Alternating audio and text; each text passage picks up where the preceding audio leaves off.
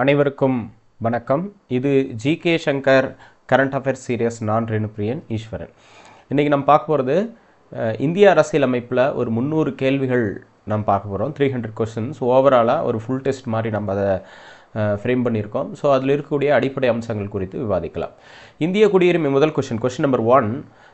இந்திய குடியுரிமை சட்டம் 1955 இயற்றப்பட்டது என்று கொடுத்துருக்காங்க. ஸோ இது வந்து இம்பார்ட்டண்ட்டு. இந்திய குடியுரிமை சட்டம் இயற்றப்பட்ட ஆண்டு 1955. அதற்கு அடுத்தது இந்திய குடியுரிமை சட்டம் 1957, 59, 85, 1986, 92, 2003, 2005, 2015, 2019 ஆகிய ஆண்டுகளில் திருத்தப்பட்டதுன்னு கேட்டிருக்காங்க. இந்த கூற்றுகளில் சரியானது எது அப்படிங்கிறத நம்ம கண்டறியணும். முதல் ஸ்டேட்மெண்ட் வந்து சரி.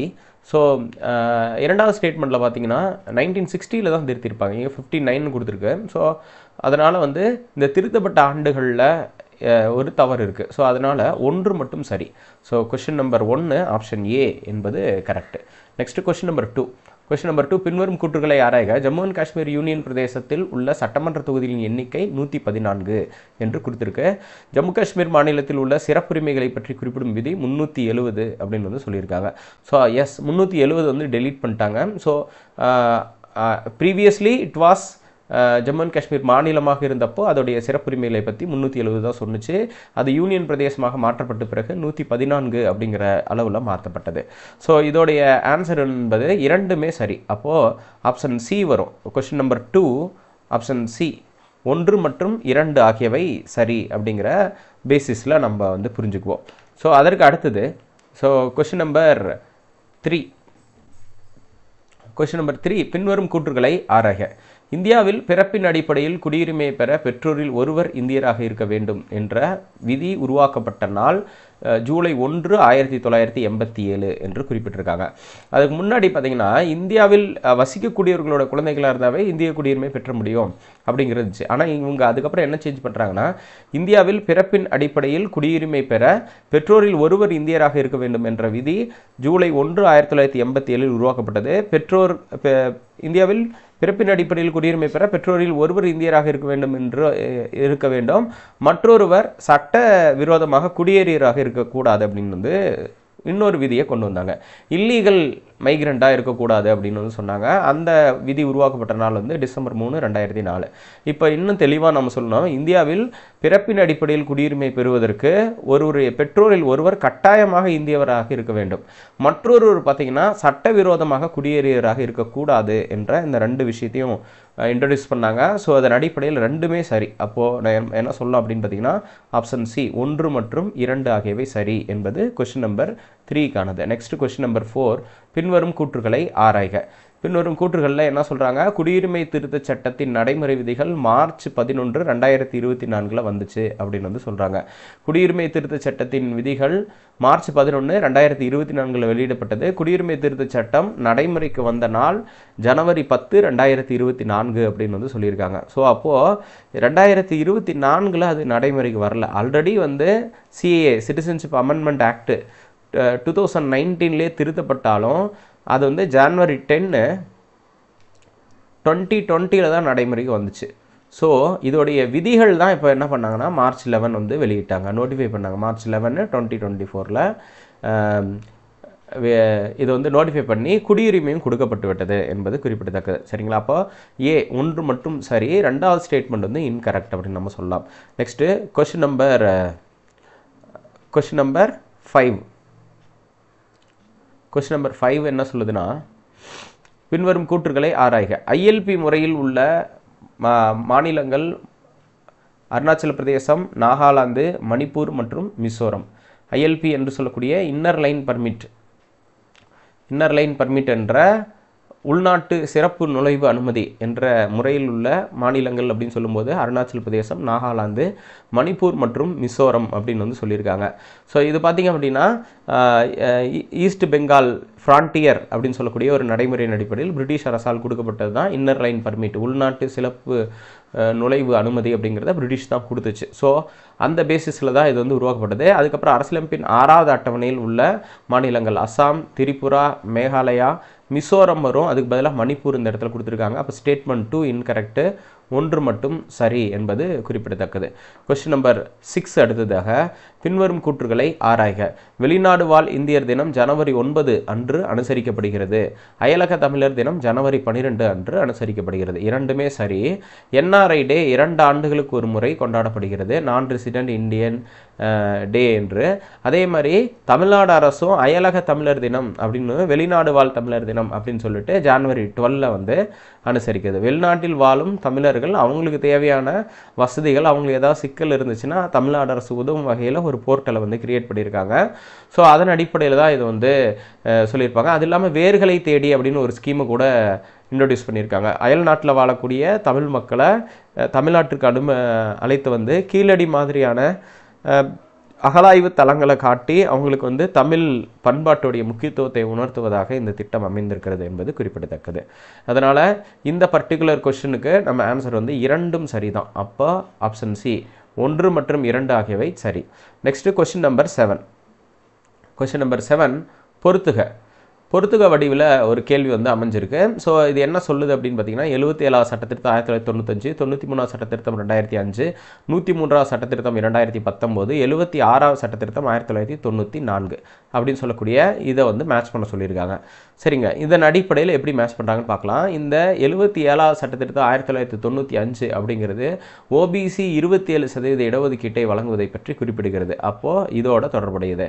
அதற்கு அடுத்ததாக 93ஆவது சட்டத்திருத்தம் 2005 அப்படிங்கிறது உயர்கல்வி நிறுவனங்களில் சமூகம் மற்றும் கல்வியில் பின்தங்கியவர்களோட அட்மிஷனை பற்றி பேசக்கூடியது 15/5. நெக்ஸ்ட் 103ஆவது சட்டத்திருத்தம் என்பது EWS எக்கனாமிக்கலி வீக்கர் செக்ஷன் அவங்களுடைய இடஒதுக்கீடு பற்றியது. நெக்ஸ்ட் வந்து 76ஆவது சட்டத்திருத்தம் என்பது தமிழ்நாடு இடஒதுக்கீடு 69% பற்றி குறிப்பிடக்கூடியதுன்னு சொல்கிறாங்க. இதுதான் பொறுத்துக தொடர்பாக இருக்கக்கூடியது. அப்போ ஆப்ஷன் ஏங்கிறது 4321 என்று நம்ம குறிப்பிடலாம். இதுதான் வந்து சரியானது அப்படிங்கிறத நம்ம பார்க்க முடிகிறது. பொறுத்துக வடிவில் இருக்கக்கூடிய 7வது கேள்வி. நெக்ஸ்ட் கொஸ்டின் நம்பர் 8 பின்வரும் கூற்றுகளை ஆராய்க. மொழிவாரி மாநிலங்கள் தொடர்பாக முதலில் அமைக்கப்பட்ட குழு எஸ்கே தார் குழு மொழிவாரி மாநிலங்கள் அமைப்பதை ஆதரித்தது அப்படின்னு வந்து சொல்லியிருக்காங்க. இது வந்து இன்கரெக்ட். செகண்ட் ஸ்டேட்மெண்ட் வந்து இன்கரெக்ட். காரணம் என்ன அப்படின்னு பார்த்தீங்கன்னா மொழிவாரி மாநிலங்கள் அமைப்பதை தவிர்த்து நிர்வாக ரீதியில் மாநிலங்களை பிரிக்கலாம் என்று தான் எஸ்கே தார் குழு வந்து இது வந்து பரிந்துரை செய்தது. ஸோ அப்போது எஸ்கே தார் குழு அமைக்கப்பட்ட ஆண்டு 1948. ஸோ அது வந்து நிர்வாக ரீதியில் மாநிலங்களை பிரிக்கலாம், மொழி ரீதியில் பிரிக்க வேணாம் அப்படிங்கிற மாதிரி தான் சொன்னிச்சு. ஸோ அப்போது ஆப்ஷன் ஏ 1 மட்டும் சரி என்பது இதில் இருக்கக்கூடிய முக்கியமானது. கொஸ்டின் நம்பர் 9 பொறுத்துக வடிவிலான கேள்வி. சமத்துவ உரிமை, சுதந்திர உரிமை, சுரண்டலுக்கு எதிரான உரிமை, சமய சுதந்திர உரிமைன்னு கொடுத்துருக்காங்க. அது அப்படியே ஈஸியாக மேட்ச் ஆகும். விதி 14 18 என்பது சமத்துவ உரிமை, 19 22 என்பது சுதந்திர உரிமை, 23 24 என்பது சுரண்டலுக்கு எதிரான உரிமை, சமய சுதந்திர உரிமை 25 28 வரைக்கும் இருக்கிறது. அப்போ 4321 என்பது இதற்கு சரியான விடை. நெக்ஸ்ட் கொஸ்டின் நம்பர் 10 பின்வரும் கூற்றுகளை ஆராய்க. இந்திய அரசியலமைப்பின் இந்தி பிரதியை எழுதியவர் வசந்த கிருஷ்ண வைத்தியா. இந்திய அரசியலமைப்பின் இந்தி பிரதியை அழகுபடுத்தியவர்கள் நந்தலால் லோஸ் மற்றும் பியோகர் ராம் மனோகர் சின்ஹான்னு கொடுத்துருக்காங்க.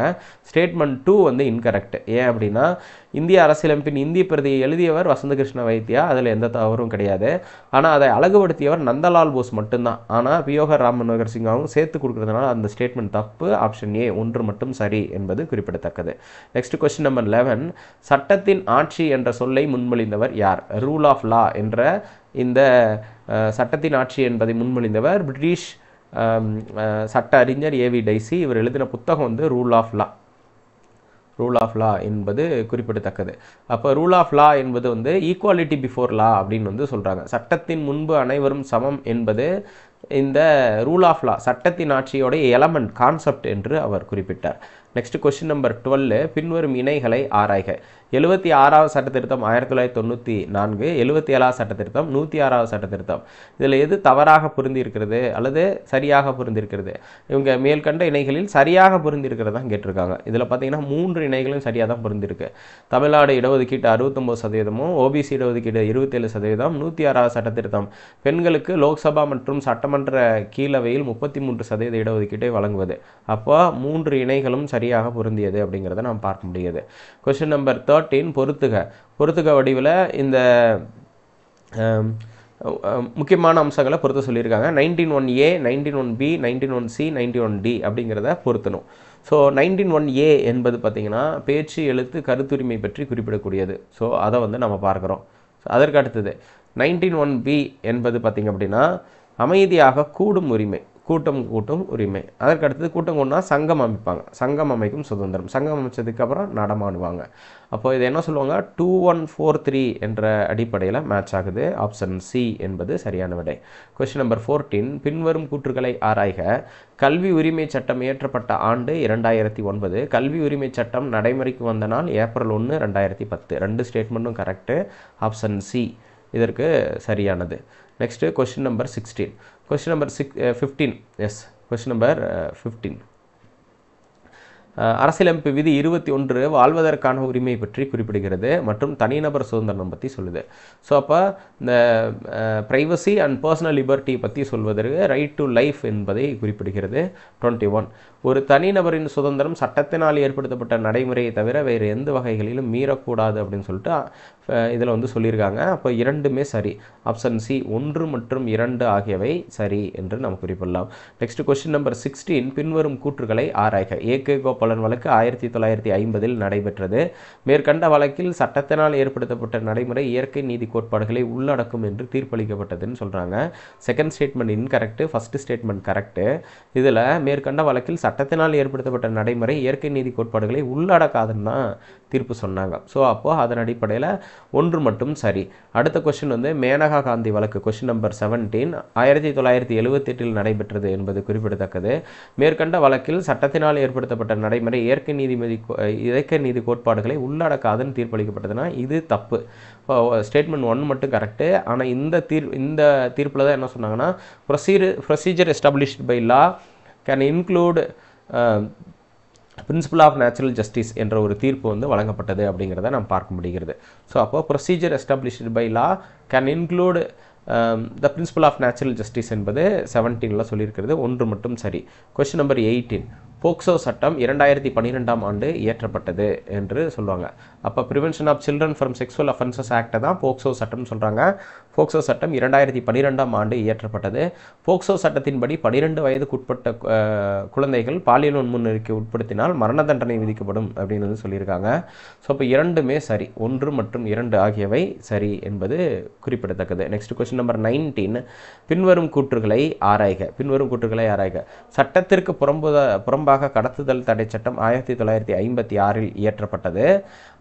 விதி 23 அடிப்படையில் கொத்தடிமை முறை, மனித இழிதொழில், விபச்சாரம், பிச்சை எடுத்தல் ஆகியவை தடை செய்யப்படுகிறதுன்னு ரெண்டும் கொடுத்துருக்காங்க.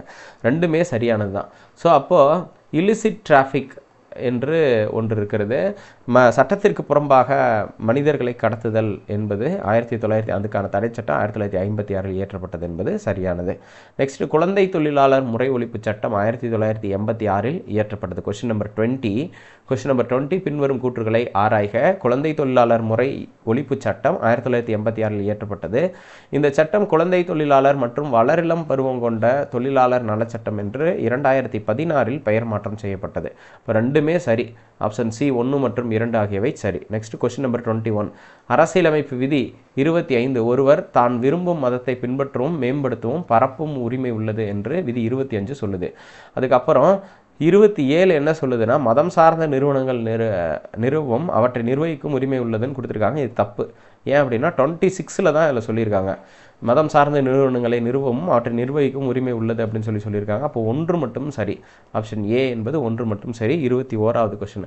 நெக்ஸ்ட் 22, பின்வரும் கூற்றுகளை ஆராய்க. பின்வரும் கூற்றுகள். விதி 29 சிறுபான்மையினர் தங்களது மொழி, எழுத்து, பண்பாடு ஆகியவற்றை பாதுகாத்து கொள்ளும் உரிமையை பற்றி குறிப்பிடுகிறது. இது வந்து 29. விதி 29. விதி 30 என்ன சொல்லுதுன்னா சிறுபான்மையினர் கல்வி நிறுவனங்களை நிறுவவும் அவற்றை நிர்வகிக்கவும் உரிமை உள்ளது அப்படின்னு சொல்லுது. இது வந்து 30. ஸோ அப்போது இது ரெண்டுமே சரிதான். 29 மற்றும் 30. ஆப்ஷன் சி 1 மற்றும் 2 ஆகியவை சரி. கொஸ்டின் நம்பர் 23, அடிப்படை உரிமைகளின் பாதுகாவலர் உச்சநீதிமன்றமாகும். அடிப்படை விதி 32 அடிப்படையில் அரசியலமைப்பு பரிகார உரிமைகள் மூலம் மக்களின் அடிப்படை உரிமைகள் மீறும்போது அவற்றை தடுத்து உச்சநீதிமன்றம் நெறிப்படுத்துகிறது என்று கூற்று காரணத்தில் கொடுத்துருக்காங்க. அதனால தான் இது வந்து அடிப்படை உரிமைகளின் பாதுகாவலர் என்று அழைக்கப்படுகிறது என்று பார்க்கும்போது ஆப்ஷன் ஏ கூற்று மற்றும் காரணம் ஆகிய இரண்டும் சரி. மேலும் கூற்றுக்கு காரணம் சரியான விளக்கத்தை தருகிறது என்று குறிப்பிட்டிருக்காங்க. கொஸ்டின் நம்பர் 24, பின்வரும் இணைகளை ஆராய்க.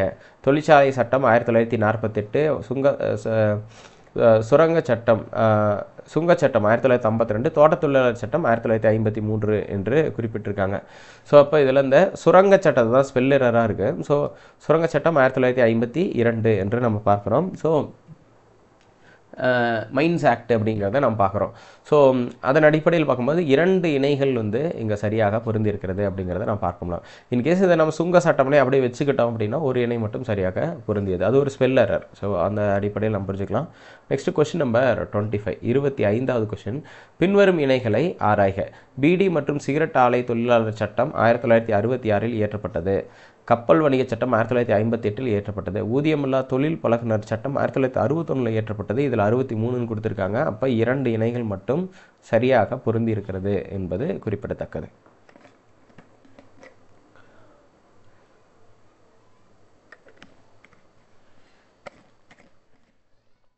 Next question number 27, 26. Question number 26, கொத்தடிமை முறை ஒழிப்பு சட்டம் 1976 இயற்றப்பட்டது. சம ஊதிய சட்டம் 1976 இயற்றப்பட்டது. குறைந்தபட்ச ஊதிய சட்டம் 1956 இயற்றப்பட்டதுன்னு கொடுத்துருக்காங்க. இதில் ஒன்று மட்டும் சட்டம் தவறு. குறைந்தபட்ச ஊதிய சட்டம் மினிமம் வேஜஸ் ஆக்ட் 1948 தான் இயற்றினாங்க. ஈக்குவல் வேஜஸ் ஆக்ட் வந்து 1976 வந்துச்சு என்பது குறிப்பிடத்தக்கது. அப்போ இதுக்குமே 2 இணைகள் மட்டும் சரியாக பொருந்தி இருக்கிறது என்ற அடிப்படையில் புரிஞ்சுக்கலாம். ஸோ நெக்ஸ்ட் கொஸ்டின் நம்பர் 27, இந்திய குடிமக்கள் மட்டுமல்லாமல் வெளிநாட்டு குடிமக்களுக்கும் மதம் சார்ந்த உரிமைகள் உள்ளது என்று எந்த வழக்கில் தீர்ப்பளிக்கப்பட்டதுன்னு ஒரு கேள்வி கேட்டிருக்காங்க. ரத்திலால் பசந்த் வழக்கில் இந்த தீர்ப்பு அளிக்கப்பட்டது. ரத்திலால் பசந்த் வழக்கில் இந்திய குடிமக்கள் மட்டுமல்லாமல் வெளிநாட்டு குடிமக்களுக்கும் மதம் சார்ந்த உரிமைகள் வழங்கப்பட வேண்டும் என்று ரத்திலால் பசந்த் வழக்கில் தீர்ப்பு அளிக்கப்பட்டது என்பது குறிப்பிடத்தக்கது. நெக்ஸ்ட் வந்து பொறுத்துக வடிவிலான கேள்வி. Question number 28, COFEPOSA, PBMSA, PIT, NDPS, UAPA என்ற சட்டங்களை பொறுத்து சொல்லியிருக்காங்க. காப்பிபோசான்னா conservation of foreign exchange and prevention of smuggling activities act என்று சொல்லுவாங்க. அதுதான் காப்பிபோசா. பிபிஎம்னா prevention of black marketing and supply of essential commodities act. PIT அப்படின்னா prevention of illicit traffic and narcotic drugs and psychotropic substances act என்று சொல்வார்கள். UAPA unlawful activities prevention act என்று குறிப்பிடுவாங்க. So இதோடைய எஸ்டாப்ளிஷ்மெண்ட் அடிப்படையில் நாம் பார்க்கும்போது காப்பிபோசா என்பது 1974 கொண்டு வரப்பட்ட ஒரு சட்டம் என்பது குறிப்பிடத்தக்கது. ஸோ அதே மாதிரி வந்து பிபிஎம்எஸ்சிஏங்கிறது வந்து பார்த்திங்கன்னா 1980 வந்துச்சு. பிளாக் மார்க்கெட்டிங் ஆக்ட் வந்து 1980 வந்துச்சு. நார்காட்டிக் சப்ஸ்டான்சஸ் ஆக்ட் வந்து 1988, யூஏபிஏங்கிறது 1967. அப்போ 4321 அப்படின்னு சொல்லுவாங்க. அது இல்லாமல் இந்தியாவில் என்டிபிஎஸ்னே தனியாக ஒரு ஆக்ட் இருக்குது. 1985 வந்துச்சு. Narcotic drugs and psychotropic substances ஆக்ட்னே தனியாக ஆக்ட் இருக்குது. இந்த பிஐடி என்டிபிஎஸ்ங்கிறது தான் 1988 வந்த ஒரு சட்டம் என்பது குறிப்பிடத்தக்கது. ஸோ கொஸ்டின் நம்பர் 28 முடிஞ்சிச்சு. நெக்ஸ்ட் வந்து கொஸ்டின் நம்பர் 29, இதுவும் பொறுத்துக்க வடிவிலான கேள்வி தான். PDA preventive detention act, NASA, POTA, MISA இதெல்லாத்தையும் மேட்ச் பண்ண சொல்லியிருக்காங்க.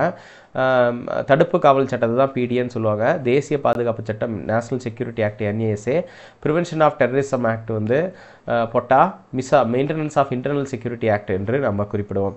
இதுக்கு வந்து 2143 என்ற அடிப்படையில் நம்ம ஆன்சர் வந்து சொல்லலாம். Option C. ஸோ அதை வந்து பார்க்கலாம். ஃபஸ்ட்டு வந்து பிடிஏ 1950 கொண்டு வரப்பட்டது. என்ஏஎஸ்ஏ 1980 வந்துச்சு. பொட்டா 2002, மிசா வந்து 1971 என்று குறிப்பிடலாம். நெக்ஸ்ட் கொஸ்டின் நம்பர் 30, போஸ் சட்டம் உருவாவதற்கு அடிப்படையாக இருந்த வழக்கின் பெயர் என்ன அப்படின்னு கேட்டால் விசாகா வழக்கு. விசாகா வழக்கு அப்படிங்கிறது ராஜஸ்தானை சார்ந்த விசாகா என்பவர் தான் இந்த வழக்கு வந்து தொடுத்தார். போஷ் என்பது prevention of sexual harassment in working places act என்று சொல்வார்கள். இது 2013 இயற்றப்பட்டது இந்த சட்டம். அதுக்கு முன்னாடி இந்த விசாரணை குழுவுக்கு வந்து விசாகா குழுனே பேர். விசாரணை இன்டர்னல் கம்ப்ளைண்ட் கமிட்டி அப்படின்னு ஒன்று வச்சுருப்பாங்க. அவங்க என்கொயரி பண்ணுறதுக்கு விசாகா குழு அப்படின்னு நம்ம வந்து குறிப்பிடுவாங்க. நெக்ஸ்ட்டு 31, ஆதார் தகவல்கள் மற்றும் தகவல் பாதுகாப்பு தனியுரிமை தொடர்பாக தொடரப்பட்ட வழக்கு எது அப்படின்னு வந்து கேட்குறாங்க. ஸோ நீதிபதி புட்டசாமி வழக்கு என்று குறிப்பிடுவாங்க. நீதிபதி புட்டசாமி வழக்கு 2017 வந்துச்சு. ஆதார் தகவல்கள் மற்றும் தகவல் பாதுகாப்பு தனியுரிமை தொடர்பாக தொடரப்பட்ட வழக்கு வந்து நீதிபதி புட்டசாமி வழக்கு என்பது குறிப்பிடத்தக்கது. Question number 31. Next question number 32. Maqbool Hussain வழக்கு என்பது எதனுடன் தொடர்புடையது? அப்போது 20/2 என்று சொல்லுவார்கள். 20ல் 2 மக்புல் ஹுசைன் தொடர்பான வழக்கு என்று நம்ம குறிப்பிடுவோம். மக்புல் ஹுசைன் கேஸ் அப்படிங்கிறது ஒரே குற்றத்திற்கு 2 தண்டனை கூடாது, இரட்டை தண்டனை கூடாது அப்படிங்கிறத பற்றி சொல்லக்கூடியது தான் இந்த மக்புல் ஹுசைன் வழக்கு என்பது குறிப்பிடத்தக்கது. Question number 33. மக்கள் பிரதிநிதித்துவ சட்டம் 1951 எந்த பிரிவின் அடிப்படையில் பதிவு செய்த கட்சிகள் தேர்தல் பத்திரங்களை பெற முடியும்? எலக்டோரல் பாண்டு பற்றி சுப்ரீம் கோர்ட் ஒரு தீர்ப்பு கொடுத்துருந்துச்சு. எலக்டோரல் பாண்டு வந்து செல்லாது அப்படிங்கிறத சொல்லியிருந்தாங்க. ஸோ எலக்டோரல் பாண்டை வாங்கணும்னா ஒரு அரசியல் கட்சி எந்த பிரிவின் கீழ் வாங்கணும்? மக்கள் பிரதிநிதித்துவ சட்டம் 29A கீழே அவங்க பதிவு செஞ்சுருக்கணும். நெக்ஸ்ட் 34. பின்வரும் கூற்றுகளை ஆராய்க. விதி 36 அரசு என்பதன் விளக்கம். விதி 37 அரசு நெறிமுறை கோட்பாடுகளை மதித்து சட்டம் இயற்றுவது அரசின் கடமை அப்படின்னு வந்து சொல்லியிருக்காங்க. ஸோ இது ரெண்டுமே சரி. ஆப்ஷன் சி என்று நம்ம குறிப்பிடுவோம். So next question number 35. 35வது கேள்வி. பின்வரும் கூற்றுகளை ஆராய்க. எஸ் அது என்ன சொல்லுது அப்படின்னு பார்த்தீங்கன்னா, அரசு நடைமுறைப்படுத்த வேண்டிய முக்கிய நெறிமுறை கோட்பாடுகளை பற்றி 39A சொல்லியிருக்காங்கன்னு சொல்கிறாங்க. அதுக்கப்புறம் ஆர்டிகல் 40 கிராம பஞ்சாயத்துகளை அமைத்தலை பற்றி சொல்லியிருக்காங்க. ஆப்ஷன் பி என்பது சரியானது. கிராம பஞ்சாயத்துகளை அமைத்தல் என்பது தான் சரியானது. 39A என்பது பார்த்திங்கன்னா அரசு நடைமுறைப்படுத்த வேண்டிய முக்கிய நெறிமுறை கோட்பாடுகளை சொன்னிச்சு அப்படிங்கிறத வச்சு சொல்லியிருந்தாங்க. ஆனால் இது வந்து 39ல் தான் சொல்லியிருப்பாங்க. 39Aங்கிறது free legal aid to poor பற்றி சொல்லக்கூடியது. ஸோ அது வந்து இன்கரெக்ட் என்று நம்ம குறிப்பிடலாம். Question number 36. சட்டப்பணிகள் ஆணைய சட்டம் 1987 இயற்றப்பட்டது. தேசிய சட்டப்பணிகள் ஆணையம் 1995 அமைக்கப்பட்டது என்பது குறிப்பிடத்தக்கது. இரண்டுமே சரியானது. ஆப்ஷன் சி 1 மற்றும் 2 ஆகியவை சரியானது. இந்த குறிப்பாக இந்த தேசிய சட்டப்பணிகள் ஆணையத்தை தான் நால்சான்னு சொல்லுவாங்க. நால்சா நேஷனல் லீகல் சர்வீசஸ் அத்தாரிட்டி என்று குறிப்பிடுவார்கள். இது வந்து 1995 உருவாக்கப்பட்டது என்பது குறிப்பிடத்தக்கது. Question number 37. பின்வரும் கூற்றுகளை ஆராய்க. விதி 41 பணிச்சூழல் மனிதாபிமானம் அடிப்படையில் மகப்பேறு சிறப்பு நடைமுறைகளை ஏற்படுத்த வேண்டும். மகப்பேறு நலச்சட்டம் 1961 இயற்றப்பட்டது என்பது குறிப்பிடத்தக்கது. ஸோ அப்போது இதில் வந்து 41 சொல்லியிருக்காங்க. 42 தான் பணிச்சூழல் மனிதாபிமானம் அடிப்படையில் மகப்பேறு வசதிகளை செய்ய வேண்டும் அப்படிங்கிறத சொல்லியிருந்தாங்க. ஸோ அதனால் இதில் 2 மட்டும் சரியானது. ஸோ 42ல் சொல்ல வேண்டியதை 41ல் வந்து கொஸ்டினில் கொடுத்துருக்காங்க. ஸோ அதனால் அந்த பாயிண்ட் இன்கரெக்ட் என்பது குறிப்பிடத்தக்கது. Question number 38. பின்வரும் கூற்றுக்களை ஆராய்க. 43 வேலைக்கு தகுந்த சம்பளம் வழங்குதல் அப்படிங்கிறது சொல்லுவாங்க. அதுதான் லிவிங் வேஜ். லிவிங் வேஜ் அப்படிங்கிறது வாழ்வாதார ஊதியம் அப்படின்னு வந்து சொல்லுவாங்க. நீங்கள் வாழ்வாதார ஊதியம்னு சொல்லலாம். வாழ்வாதார ஊதியம் அல்லது வேலைக்கு தகுந்த சம்பளம் என்பதை பற்றி சொல்லும் விதி 43. 43A தொழிற்சாலை நிர்வாகத்தில் தொழிலாளர்களின் பங்கு பற்றி குறிப்பிடுகிறது என்று நம்ம சொல்லலாம். ஸோ அதனால் இதில் 2ம் சரி. 1 மற்றும் 2 ஆகியவை சரி. Question number 39. பின்வரும் கூற்றுகளை ஆராய்க என்று நம்ம குறிப்பிடலாம். ஸோ 39 என்ன சொல்லுது? 43 கூட்டுறவு சங்கங்களை மேம்படுத்துதலை பற்றி சொல்லுது. அதுக்கப்புறம் 44 பொது சிவில் சட்டத்தை பற்றி சொல்லுது. பொது சிவில் சட்டம் விதி 44 என்பது குறிப்பிடத்தக்கது தான். கூட்டுறவு சங்கங்கள் பற்றி 43B என்ற ஆர்டிகல் தான் சொல்லுது. ஆனால் இங்கே 43ன்னு சொல்லியிருக்காங்க. அது இன்கரெக்டாக. அப்போ 2 மட்டும் சரியானது. 39. நெக்ஸ்ட் 40. 6 வயதுக்குட்பட்ட குழந்தைகளுக்கு முன்பருவ சிறப்பு கவனம் அளித்தல் பற்றி குறிப்பிடும் விதி 45. இஸ்லாமிய பெண்கள் திருமண உரிமை பாதுகாப்பு சட்டம் இயற்றப்பட்ட ஆண்டு 2019. ஸோ அப்போது இது ரெண்டுமே சரியானது. 40ல் 6 வயதுக்குட்பட்ட குழந்தைகளுக்கு முன்பருவ சிறப்பு கவனம் அளித்தல் பற்றியும், அதுக்கப்புறம் இஸ்லாமிய பெண்கள் திருமண உரிமை பாதுகாப்பு சட்டம் வந்து 2019 இயற்றப்பட்டதை பற்றியும் சொல்லியாச்சு. ஸோ அப்போ இதுதான் 40 அப்படின்னு நம்ம சொல்லுவாங்க. 1 மற்றும் 2 ஆகியவை சரி அப்படின்னு வந்து சொல்லுவாங்க. நெக்ஸ்ட் 41. பின்வரும் கூற்றுகளை ஆராய்க. சமூகத்தில் பின்தங்கிய பிரிவினரின் கல்வி மற்றும் பொருளாதார மேம்பாட்டை உறுதி செய்தல் 45 குறிப்பிடுகிறது அப்படிங்கிறத பார்க்க முடிகிறது. நெக்ஸ்ட் 47 அடிப்படையில் மக்களின் ஆரோக்கியம் மற்றும் சுகாதாரம், உணவு மற்றும் ஊட்டச்சத்தை அரசு உறுதி செய்தல் பற்றி குறிப்பிடுகிறது. இது வந்து 41 அப்படின்னு நம்ம குறிப்பிடுவோம். இது வந்து 2 மட்டும் சரி அப்படின்னு வந்து சொல்லுவாங்க. 2 மட்டும் சரி. சமூகத்தில் பின்தங்கிய பிரிவினரின் கல்வி மற்றும் பொருளாதார மேம்பாட்டை உறுதி செய்தல் பற்றி விதி 45 குறிப்பிடுகிறது. விதி 47 அடிப்படையில் மக்களின் ஆரோக்கியம் மற்றும் சுகாதார உணவு மற்றும் ஊட்டச்சத்தை உறுதி செய்தல் வேண்டும் என்று இது வந்து குறிப்பிடுகிறது. ஸோ அப்போது இதை வந்து ஆப்ஷன் பி 2 மட்டும் சரி என்று குறிப்பிடுவார்கள். 41, 42. நெக்ஸ்ட் வந்து பின்வரும் கூற்றுகளை ஆராய்க. விதி 48 வேளாண்மை மற்றும் கால்நடை வளர்ப்பை மேம்படுத்துதல் பற்றி 48 குறிப்பிடுகிறது. 48ஏங்கிறது சுற்றுச்சூழல் பாதுகாப்பு மற்றும் வனம் பற்றி குறிப்பிடுகிறது. ஸோ இதில் 2 அப்படிங்கிறது பார்த்திங்கன்னா 1 மற்றும் 2 ஆகியவை சரி. ஸோ இந்த கொஸ்டின் மறுபடியும் ஒரு டைம் பார்க்கலாம். இதில் என்ன சொல்கிறாங்க அப்படின்னு பார்த்தீங்கன்னா, சமூகத்தில் பின்தங்கியவரின் கல்வி பொருளாதார மேம்பாட்டை உறுதி செய்தல் பற்றி 45 குறிப்பிடுதுன்னு சொல்கிறாங்களா, அது ஆக்சுவலி 46 சொன்னது.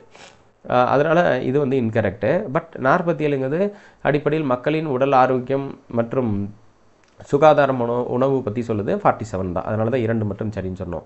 அதே 48ல் பார்த்தீங்கன்னா வேளாண்மை மற்றும் கால்நடை வளர்ப்பை மேம்படுத்தலை பற்றி சொல்லுது. இந்த 48 அப்படிங்கிறது சொல்லுவாங்க. பசுவதை கூடாது அப்படிங்கிறதையும் இதில் வந்து சொல்லியிருக்காங்க. ஸோ பசுவதைங்கிறது அந்தந்த மாநிலங்கள் எடுக்கிற முடிவு பொறுத்து. நெக்ஸ்ட்டு 48 சுற்றுச்சூழல் வனம் மற்றும் பாதுகாப்பு பற்றி சொல்கிறதுனால 2மே சரி அப்படின்னு நம்ம சொல்லுவோம். நெக்ஸ்ட் கொஸ்டின் நம்பர் 43 என்ன சொல்லுது, இந்திய அரசியலமைப்பில் உள்ள அடிப்படை கடமைகள் USSR என்ற நாட்டிலிருந்து பெறப்பட்டது அப்படின்னு சொல்லியிருக்காங்க.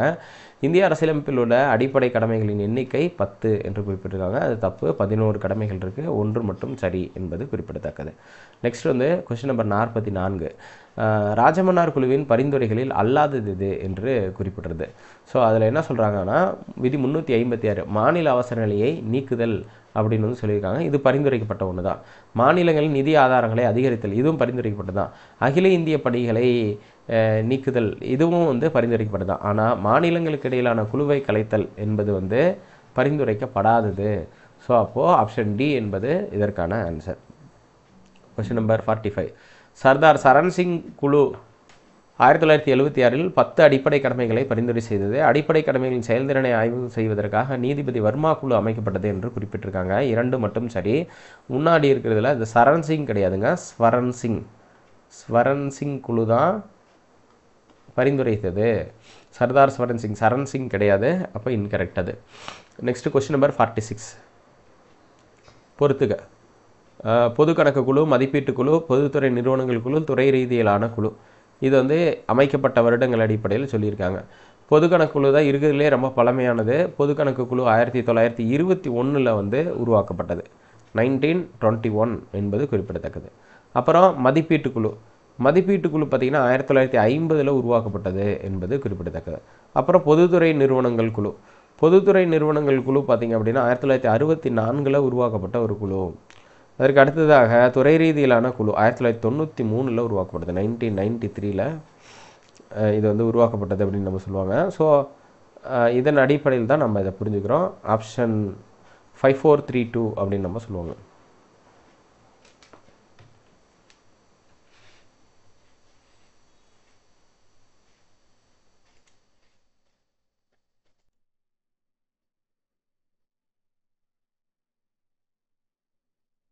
நெக்ஸ்ட் கொஸ்டின் நம்பர் 47 பின்வரும் கூற்றுகளை ஆராய்க. விதி 51A(G) சப்கிளாஸ் G என்பது வனம் மற்றும் வன உயிரிகளின் பாதுகாப்பை பற்றிய அடிப்படை கடமைகளை குறிப்பிடுகிறது அப்படின்னு சொல்லியிருக்காங்க. ஸோ அப்போ வனம் மற்றும் வன உயிரிகளின் பாதுகாப்பு பற்றிய அடிப்படை கடமைகளை குறிப்பிடுகிறது. 51A H மனித நேயம் மற்றும் அறிவியல் மனப்பான்மை பற்றி குறிப்பிடுகிறது. 51AH வந்து மனித நேயம் மற்றும் அறிவியல் மனப்பான்மை பற்றி குறிப்பிடுகிறது. 2ம் சரியானது. ஸோ அப்போது ஆப்ஷன் சி வரும். 1 மற்றும் 2 ஆகியவை சரி அப்படிங்கிற அடிப்படையில். கொஸ்டின் நம்பர் 48 பின்வரும் கூற்றுகளை ஆராய்க. 51AI என்பது பொது சொத்துக்கள் பாதுகாத்தல் பற்றி குறிப்பிடுகிறது. 51AJ என்பது நாட்டின் முன்னேற்றத்திற்காக தனிப்பட்ட முறையிலும் கூட்டாகவும் சேர்ந்து உழைப்பதை பற்றி குறிப்பிடுகிறது. 51AJ 2மே சரியானது. அகெயின் ஆப்ஷன் சி என்பது 1 மற்றும் 2 ஆகியவை சரி. கொஸ்டின் நம்பர் 49 அணைகள் பாதுகாப்பு சட்டம் இயற்றப்பட்ட ஆண்டு எது என்ற ஒரு கேள்வி. இது ஒரு TNPSC previous year question. Dam safety act என்று சொல்லுவார்கள். Dam safety act enacted in 2021. ஆனால் எக்ஸாமில் கேட்டது வந்து அணைகள் பாதுகாப்பு பாதுகாப்பு மசோதா எப்பன்னு கேட்டிருந்தாங்க. மசோதான்னு கேட்டால் 2019, டேம் சேஃப்டி பில்லுன்னு கேட்டால் 2019, ஆக்ட் அப்படின்னு கேட்டால் 2021 தான் இது வந்து நடைமுறைக்கு வந்துச்சு. அணைகள் பாதுகாப்பு சட்டம் என்பது குறிப்பிடத்தக்கது. கொஸ்டின் நம்பர் 50 பொறுத்துக வடிவில் கொடுத்துருக்காங்க. விதி 338, 338A, 338B, 51A அப்படின்னா என்னன்னு கேட்டிருக்காங்க. 338 அப்படிங்கிறது NCSC, 330Aங்கிறது NCST, 330Bங்கிறது NCBC, 51Aங்கிறது அடிப்படை கடமைகளை பற்றி குறிப்பிடக்கூடியதாக இருக்கிறது. ஆப்ஷன் 4321A என்பது குறிப்பிடத்தக்கது. கொஸ்டின் நம்பர் 51 நீதிபதி ரோகிணி ஆணையம் கீழ்கண்ட எந்த பிரிவின் சமூக நிலையை ஆய்வதற்காக அமைக்கப்பட்டது? Justice Rohini Commission established for the analysis of the social and economic backwardness of the people who belongs to OBC சமூகத்தை பற்றி ஆய்வு செய்வதற்கு தான் இந்த குழு அமைக்கப்பட்டது. அதனால் இதர பிற்படுத்தப்பட்டோர் சமூகம் என்று குறிப்பிடலாம். நீதிபதி ரோகிணி ஆணையம் சொன்னதை வச்சு தான் NCBC என்ற ஒரு அமைப்புக்கு கான்ஸ்டிடியூஷனல் ஸ்டேட்டஸ் வந்து கொடுக்கப்பட்டது என்பது குறிப்பிடத்தக்கது. நெக்ஸ்ட் கொஸ்டின் நம்பர் 52 இதர பிற்படுத்தப்பட்டோர் ஆணையம் எந்த சட்ட திருத்தத்தின் கீழ் சேர்க்கப்பட்டது என்று கேட்டால் 102வது சட்ட திருத்தம் 2018 அடிப்படையில் தான் NCBC உருவாக்கப்பட்டது என்பது குறிப்பிடத்தக்கது. நெக்ஸ்ட் 53 தேசிய பட்டியல் வகுப்பினர் ஆணையம் மற்றும் தேசிய பழங்குடியினர் ஆணையம் ஆகியவை எந்த சட்டத்தின் கீழ் இரண்டாக பிரிக்கப்பட்டது என்று பார்க்கிறோம். ஸோ இவங்க ஃபர்ஸ்ட் என்ன பண்ணாங்க அப்படின்னா அந்த 89th Amendment Act 2003 தான் பார்த்தீங்கன்னா NCSC தனியாகவும் NCST ரெண்டும் தனித்தனியாக பிரிக்கப்பட்டது என்பது குறிப்பிடத்தக்கது. ஸோ அப்போது 89வது சட்ட திருத்தம் 2003 என்பது குறிப்பிடத்தக்கது. பட் 65வது சட்ட திருத்தத்தில் NCSC ST சேர்த்து உருவாக்கப்பட்டது. ஆனால் பிரிக்கப்பட்டதுங்கிறது 89 அப்படிங்கிறது முக்கியமானது. கொஸ்டின் நம்பர் 54 தேசிய சின்னங்கள் அவமதித்தல் தடை சட்டம் எந்த ஆண்டு இயற்றப்பட்டது? 1971 நேஷனல் ஹானர் ஆக்ட் என்று சொல்லுவாங்க. தேசிய சின்னங்களை அவமதித்தல் தடை சட்டம் 1971 இயற்றப்பட்டது. கொஸ்டின் நம்பர் 55 பின்வரும் கூற்றுகளை ஆராய்க. கூற்று அரசு நெறிமுறை கோட்பாடுகளை பின்பற்றி அரசாங்கம் தனது கொள்கைகளை வகுக்கிறது. இது கூற்று. காரணம் அரசு நெறிமுறை கோட்பாடுகள் என்பவை மக்கள் நலனை மேம்படுத்துவதில் அரசுக்கு வழங்கப்பட்ட அறிவுறுத்தல்கள் ஆகும் என்று குறிப்பிடலாம். ஸோ அப்போ ஆப்ஷன் ஏ கூற்று மற்றும் காரணம் ஆகிய இரண்டும் சரியானது, மேலும் சரியான விளக்கத்தை தருகிறது என்பதை பார்த்தோம். நெக்ஸ்ட் 56 என்ன சொல்லுது அப்படின்னா ஆரசு நெறிமுறை கோட்பாடுகள் மற்றும் அடிப்படை உரிமைகள் ஆகியவை அரசியலமைப்பின் மனசாட்சி என்று குறிப்பிட்டவர் யார் அப்படின்னு கேட்குறாங்க. கிரான்வில் ஆஸ்டின் தான் DPSP as well as fundamental rights இது ரெண்டும் பார்த்தீங்கன்னா அரசியலமைப்பின் மனசாட்சி என்று குறிப்பிட்டார் என்பது முக்கியத்துவம் வாய்ந்தது.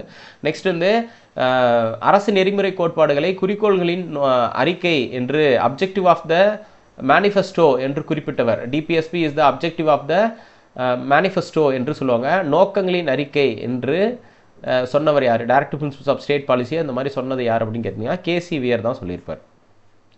நெக்ஸ்ட் அரசு நெறிமுறை கோட்பாடானது புதிய வகை முக்கியத்துவம் வாய்ந்த பகுதி என்று குறிப்பிட்டவர் doctor BR Ambedkar. So novel feature of Indian constitution என்று சொல்லியிருந்தார். அது இல்லாமல் டாக்டர் அம்பேத்கர் வந்து இன்ஸ்ட்ருமெண்ட் ஆஃப் இன்ஸ்ட்ரக்ஷன்ஸ்லேருந்து இது எடுத்திருந்தாங்க. 1935 ஆக்டோடைய இன்ஸ்ட்ருமெண்ட் ஆஃப் இன்ஸ்ட்ரக்ஷன்ஸ்லேருந்து எடுத்திருந்தாங்கிறத சொல்லியிருந்தாங்க. நெக்ஸ்ட் 59 என்பது 42வது சட்ட திருத்தம் 1976 அடிப்படையில் இணைக்கப்படாத நெறிமுறை கோட்பாடுகள் எவை என்று குறிப்பிடலாம். ஸோ 59 அப்படிங்கிறது பார்த்தீங்கன்னா 42வது சட்ட திருத்தம் 1976 அடிப்படையில் இணைக்கப்படாத நெறிமுறை கோட்பாடு எதுன்னு கேட்டால் 44வது சட்ட திருத்தம் 44வது விதி தான். மீது எல்லாமே பார்த்தீங்கன்னா ஏன்னு இருக்கும். அதெல்லாம் பார்த்தீங்கன்னா இந்த 42nd அமெண்ட்மெண்ட்டில் இணைக்கப்பட்டது. பட் கண்டிஷன் அடிப்படையில் பார்க்கும்போது பொது சிவில் சட்டம்ங்கிறது ஒரிஜினலாக DPSP ஏற்றுப்படும் போதே அதிலிருந்தே வந்தது என்பது குறிப்பிடத்தக்கது. நெக்ஸ்ட் 60 குழந்தைகளை சுரண்டலில் இருந்து பாதுகாத்து ஆரோக்கியமான வளர் சூழலை ஏற்படுத்தி தருதலை பற்றி குறிப்பிடும் விதி என்பது 39F 39 என்று குறிப்பிடுவார்கள். இது DPSPயில் இருக்குது. சர்வதேச அமைதி மற்றும் பாதுகாப்பு பற்றி இன்டர்நேஷனல் பீஸ் அண்ட் ப்ரொடெக்ஷன் பற்றி குறிப்பிடக்கூடிய விதி 51 option A. Next question number 62 கூட்டுறவு சங்கங்களை மேம்படுத்துதல் மற்றும் அரசு நெறிமுறை கோட்பாடுகளுக்கு கூட்டுறவு சங்கங்களை மேம்படுத்துதல் என்ற அரசு நெறிமுறை கோட்பாடு என்பது எந்த சட்டத்தின் வாயிலாக சேர்க்கப்பட்டது அப்படின்னு கேட்குறாங்க. 97வது சட்ட திருத்தம் 2011.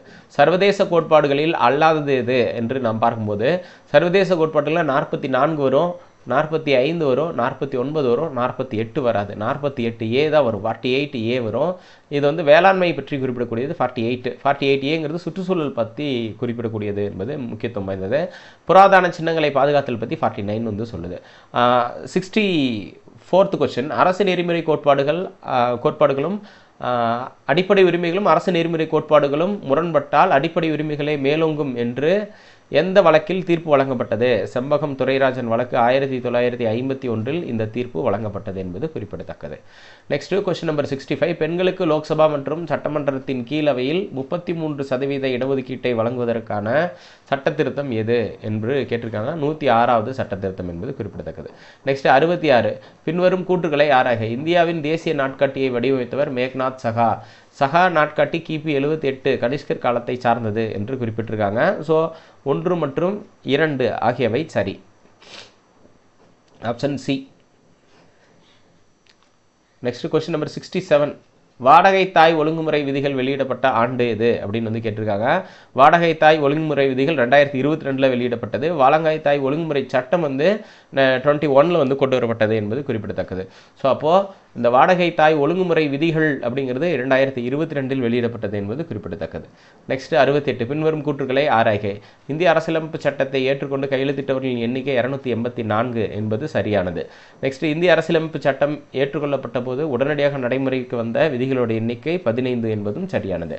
அப்போ ஆப்ஷன் சி 1 மற்றும் 2 ஆகியவை சரியானது. Next question number 69. Question number பின்வரும் கூற்றுகளை ஆராய்க. 103வது சட்ட திருத்தம் 2019 அடிப்படையில் சமூக பொருளாதாரத்தில் பின்தங்கியுள்ள முன்னேறிய பிரிவினருக்கு 10% இடஒதுக்கீடு வழங்கப்படுகிறது. 15 6 16 6 அடிப்படையில் கல்வி மற்றும் வேலைவாய்ப்பில் மேற்கண்ட இடஒதுக்கீடு வழங்கப்படுகிறது என்று குறிப்பிட்டிருந்தாங்க. அப்போ 1 மற்றும் 2 ஆகியவை சரி என்று நாம் குறிப்பிடுறோம். நெக்ஸ்ட் 70. பின்வரும் கூற்றுகளை ஆராய்க. செம்பகம் துரைராஜன் வழக்கு 1951 இடஒதுக்கீட்டுக்கு எதிராக தொடரப்பட்டது. மேற்கண்ட வழக்கில் இடஒதுக்கீடு என்பது அடிப்படை உரிமை என்று தீர்ப்பளிக்கப்பட்டது என்பது குறிப்பிடத்தக்கது. ஸோ அப்போது செம்பகம் துரைராஜன் வழக்கு 1951 இடஒதுக்கீட்டுக்கு எதிராக தொடரப்பட்டது. மேற்கண்ட வழக்கில் இடஒதுக்கீடு என்பது அடிப்படை உரிமை என்று தீர்ப்பளிக்கப்பட்டது அப்படின்னு நம்ம சொல்லியிருக்கோம். ஸோ அப்போது ஆப்ஷன் ஏ என்பது சரியான விதை, 1 மட்டும் சரியானது என்று குறிப்பிடலாம். நெக்ஸ்ட் 71 என்ன சொல்லுது அப்படின்னா, பின்வரும் கூற்றுகளை ஆராய்க. 69% இடஒதுக்கீடானது 9வது அட்டவணையில் வைக்க கோரி தமிழ்நாடு சட்டமன்றம் டிசம்பர் 30 1993 தீர்மானம் ஒன்றை நிறைவேற்றியது. மேற்கண்ட தீர்மானத்திற்கு இந்திய குடியரசுத் தலைவர் ஜூலை 19 1994 ஒப்புதல் அளித்தார் என்று குறிப்பிட்டிருக்காங்க. ஸோ இது 71 அப்படிங்கிற கொஸ்டினில் இருக்கிறது. ஸோ இது ரெண்டுமே சரியானது. 71வது கொஸ்டினுக்கு ஆப்ஷன் சி ஆன்சர். நெக்ஸ்ட் 81வது சட்ட திருத்தம் 2000 நிரப்பப்படாத காலி பணியிடங்களை தனிப்பட்டியலில் வைத்தல். Backlog of vacancies for SC/ST உடைய நிரப்பப்படாத காலி பணியிடங்களை பேக்லாக்ல வைக்கிறத பற்றி சொல்லக்கூடியது 81வது சட்ட திருத்தம் 2000. 85வது சட்ட திருத்தம் 2001 கான்சீக்வன்சியல் சீனியாரிட்டி என்ற அடிப்படையில் SC/ST OBC பிரிவினருக்கு பதவி உயர்வில் இடஒதுக்கீடு வழங்க வேண்டும் என்று சொல்லியிருந்தாங்க. இதில் OBC வரமாட்டாங்க அப்படின்னா இந்த ஸ்டேட்மெண்ட்டே தப்பாகுது. நெக்ஸ்ட் 102வது சட்ட திருத்தம் 2018 அடிப்படையில் NCBC அமைக்கப்பட்டது. National commission for backward classes அமைக்கப்பட்டது. அப்போ 2 இணைகள் மட்டும் சரியாக பொருந்தியுள்ளது என்பது குறிப்பிடத்தக்கது. நெக்ஸ்ட் 73. பின்வரும் அம்சங்களில் தவறாக பொருந்தியது எது அப்படின்னு கேட்டிருக்காங்க. கட்டளை நீதி பேரணை தவறாக பொருந்திருப்பாங்க. டு பி சர்டிஃபைடு என்பது. ஆட்கொணர் நீதி பேரணை டு ஹேவ் பாடி ஆஃப்னு சொல்லுவாங்க. தடையுறுத்துங்கிறத டு ஃபோர்பிட் அப்படின்னு சொல்லுவாங்க. கட்டளை நீதி பேரணையை மேண்டமஸ் என்று நம்ம குறிப்பிடுவோம். அதுக்கப்புறம் தகுதி வினும் நீதி பேரணையை பை வாட் அத்தாரிட்டி என்று நம்ம குறிப்பிடுவோம். ஸோ அப்போ நெறிப்படுத்தும் கோட்பாடு தான் பார்த்தீங்கன்னா டு பி சர்டிஃபைடுன்னு சொல்லுவாங்க. இந்த இடத்துல கட்டளை நீதி பேரணைக்கு அது கொடுத்துருக்காங்க, தவறாக பொருந்தியுள்ளது. பொறுத்துக்க வடிவிலான கேள்வி 74வது. மாநிலங்களோட உருவாக்கப்பட்ட ஆண்டு அடிப்படையில் குஜராத் மாநிலம் 1960 உருவாக்கப்பட்டது. இமாச்சல பிரதேசம் 1971 உருவாக்கப்பட்டது. சிக்கிம் மாநிலம் 1975 உருவாக்கப்பட்டது. அருணாச்சல பிரதேசம் 1987 உருவாக்கப்பட்டது. அப்போ 4321 என்பது பொறுத்துக்க வடிவிலான கேள்விக்கான விடை. நெக்ஸ்ட் தவறாக பொருந்திய இணையை கண்டறிக. குஜராத் மாநிலம் 15வது மாநிலமாக உருவாக்கப்பட்டது. 16வது மாநிலமாக பார்த்தீங்கன்னா நாகாலாந்து தான் உருவாக்கப்பட்டது. இங்கே ஹரியானான்னு கொடுத்துருக்காங்க. அப்போ இதுதான் தவறாக பொருந்தியது. இமாச்சல பிரதேசம் கரெக்டு. அதே மாதிரி மணிப்பூர் என்பதும் 19வது மாநிலம் என்பது குறிப்பிடத்தக்கது. ஸோ அப்போது கொஸ்டின் நம்பர் 76. பின்வரும் கூற்றுகளை ஆராய்க. அரசியலமைப்பு சட்ட வரைவு குழு அமைக்கப்பட்ட நாள் ஆகஸ்ட் 29 1947. வரைவு குழுவில் உள்ள உறுப்பினர்களின் எண்ணிக்கை 7 ஆகும் என்று சொல்லுவாங்க. அப்போ ரெண்டுமே சரியானது என்பது குறிப்பிடத்தக்கது. Question number 76. Next question number 77. இந்திய அரசு சட்டம் 1935 பெறப்படாத அம்சம் எது அப்படின்னு கேட்டிருக்காங்க.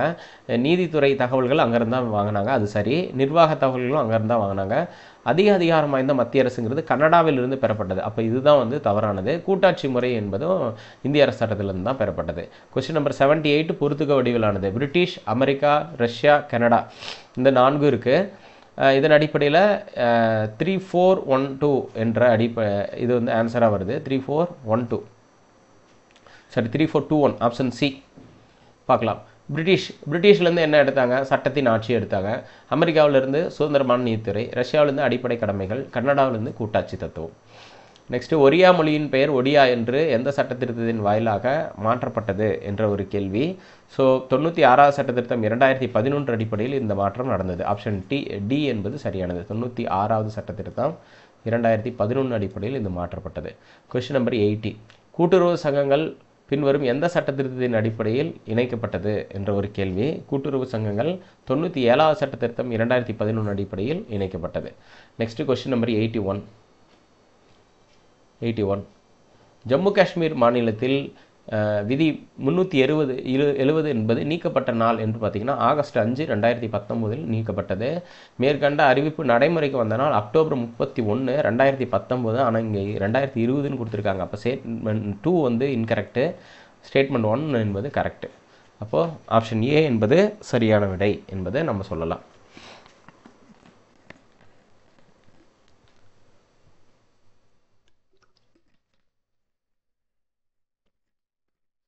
Next question number 82. Question number 82 விதி 21 வாழ்வதற்கான உரிமை தொடர்பான வழக்குகளில் அல்லாதது இது அப்படின்னு சொல்லி கேட்டிருக்காங்க. வாழ்வதற்கான உரிமை தொடர்பான வழக்குகளில் அல்லாதது. ஏகே கோபாலன் கேஸ் 1950 இது வந்து வாழ்வதற்கான உரிமை 21 அடிப்படையில் தான். மேனகா காந்தி வழக்கு 1978 இதுவும் வாழ்வதற்கான உரிமை அடிப்படையில் தான். புட்டசுவாமி கேஸ் என்பது 2017 தனி உரிமை தொடர்பானது, அதுலேயும் அதுதான் வருது. அப்போ லத்திரால் வழக்கு மட்டும்தான் இது வந்து மதம் சார்ந்த உரிமை தொடர்பான வழக்கு. ஸோ இது மட்டும் பொருந்தாதது. ஆப்ஷன் டி என்று குறிப்பிடலாம். கொஸ்டின் நம்பர் 83 பின்வரும் கூற்றுகளை ஆராய்க. சுதந்திரத்துக்கு முன்பு உருவாக்கப்பட்ட முதல் மொழிவாரி மாநிலம் ஒரிசா என்பது குறிப்பிடத்தக்கது. 1934 உருவாக்கியிருப்பாங்க. மொழிவாரி மாநிலம் என்ற கருத்தாக்கத்தை திலகர், அன்னிபெசன்ட் மற்றும் மகாத்மா காந்தி ஆகியோர் எதிர்த்தனர்னு சொல்லியிருப்பாங்க. இது தவறான ஸ்டேட்மெண்ட். ஆதரித்தனர். அப்போ 1 மட்டும் சரி. Option A. Next question number 84 இந்திய அரசின் நிர்வாக தலைவர் குடியரசுத் தலைவர். குடியரசுத் தலைவரை பற்றி குறிப்பிடும் விதி 52 ரெண்டுமே சரி. So option C. 85வது கொஸ்டின் சமூக அபிவிருத்தி திட்டம் 1952 தேசிய சேவைகள் நீட்டிப்பு திட்டம் 1953 கொண்டு வரப்பட்டது. ரெண்டும் சரி. இதெல்லாம் கொஞ்சம் ஈஸியானதாக தான் இருக்கும். ஈஸியான கேள்விகளும் எக்ஸாமில் கேட்குறாங்க. அதனால தான் அந்த மாதிரியான கேள்விகள் வைக்க முடிகிறது. விதி 280 நிதி ஆணையத்தின் அமைப்பை பற்றி குறிப்பிடுது. விதி 281 நிதி ஆணையத்தின் பரிந்துரைகளை பற்றி குறிப்பிடுது. Finance commission. ஸோ அப்போது விதி 280, 281 நிதி ஆணையத்தின் அமைப்பு மற்றும் நிதி ஆணையத்தின் பரிந்துரைகளை பற்றி சொல்லுது. விதி 258 நிதி ஆயோக் நிறுவனத்தின் அமைப்பை பற்றி சொல்லியிருக்குங்கிறது. இதுதான் இன்கரெக்ட். அப்போ 1 மற்றும் 2 ஆகியவை சரி. Option A. Next question number 87 பின்வரும் கூற்றுகளை ஆராய்க. 70வது சட்டத்திருத்தம் 1992 அடிப்படையில் டெல்லி மற்றும் புதுச்சேரி ஆகிய யூனியன் பிரதேசங்களின் எம்எல்ஏக்கள் குடியரசுத் தலைவர் தேர்தலில் வாக்களிக்கலாம் என்ற நடைமுறை கொண்டு வரப்பட்டது. இந்த ஸ்டேட்மெண்ட் சரி. மேற்கண்ட நடைமுறை 1995 நடைமுறைப்படுத்தப்பட்டது. இந்த ஸ்டேட்மெண்ட்டும் சரி. அப்போ ஆப்ஷன் சி 1 மற்றும் 2 ஆகியவை சரி. கொஸ்டின் நம்பர் 88 பின்வரும் கூற்றுகளை ஆராய்க. குடியரசுத் தலைவர் தேர்தலில் வாக்கு கணக்கீட்டில் 1971 மக்கள் தொகை கணக்கீடு பயன்படுத்தப்படுகிறது. அதாவது குடியரசுத் தலைவர் தேர்தல் வாக்கு கணக்கீட்டில் 1971 மக்கள் தொகை கணக்கீடு பயன்படுத்தப்படுகிறது. மேற்கண்ட மக்கள் தொகை 2026ஆம் ஆண்டு வரை பயன்படுத்தப்படுகிறது என்று இந்த 84வது சட்டத்திருத்தம் 2001 சொல்லுது. அப்போ 84th அமெண்ட்மெண்ட் 2001 என்ன பண்ணுச்சு அப்படின்னா இந்த 1971 மக்கள் தொகை கணக்கெடுப்பை 2026ஆம் ஆண்டு வரை நீட்டிச்சது என்பது குறிப்பிடத்தக்கது. கொஸ்டின் நம்பர் அப்போது நம்ம ரெண்டுமே சரியானது தான். ஸோ அப்போ ஆப்ஷன் சி 1 மற்றும் 2 ஆகியவை சரி. கொஸ்டின் நம்பர் 89 பின்வரும் கூற்றுகளை ஆராய்க. சந்தானம் குழு 1963 பஞ்சாயத்து ராஜ் நிதிநிலையை பற்றி ஆய்வதற்காக அறிவிக்கப்பட்டது. சந்தானம் குழு 1965 பஞ்சாயத்து ராஜ் தேர்தல் முறையை பற்றி ஆய்வு செய்வதற்காக அமைக்கப்பட்டது. ரெண்டுமே சரி.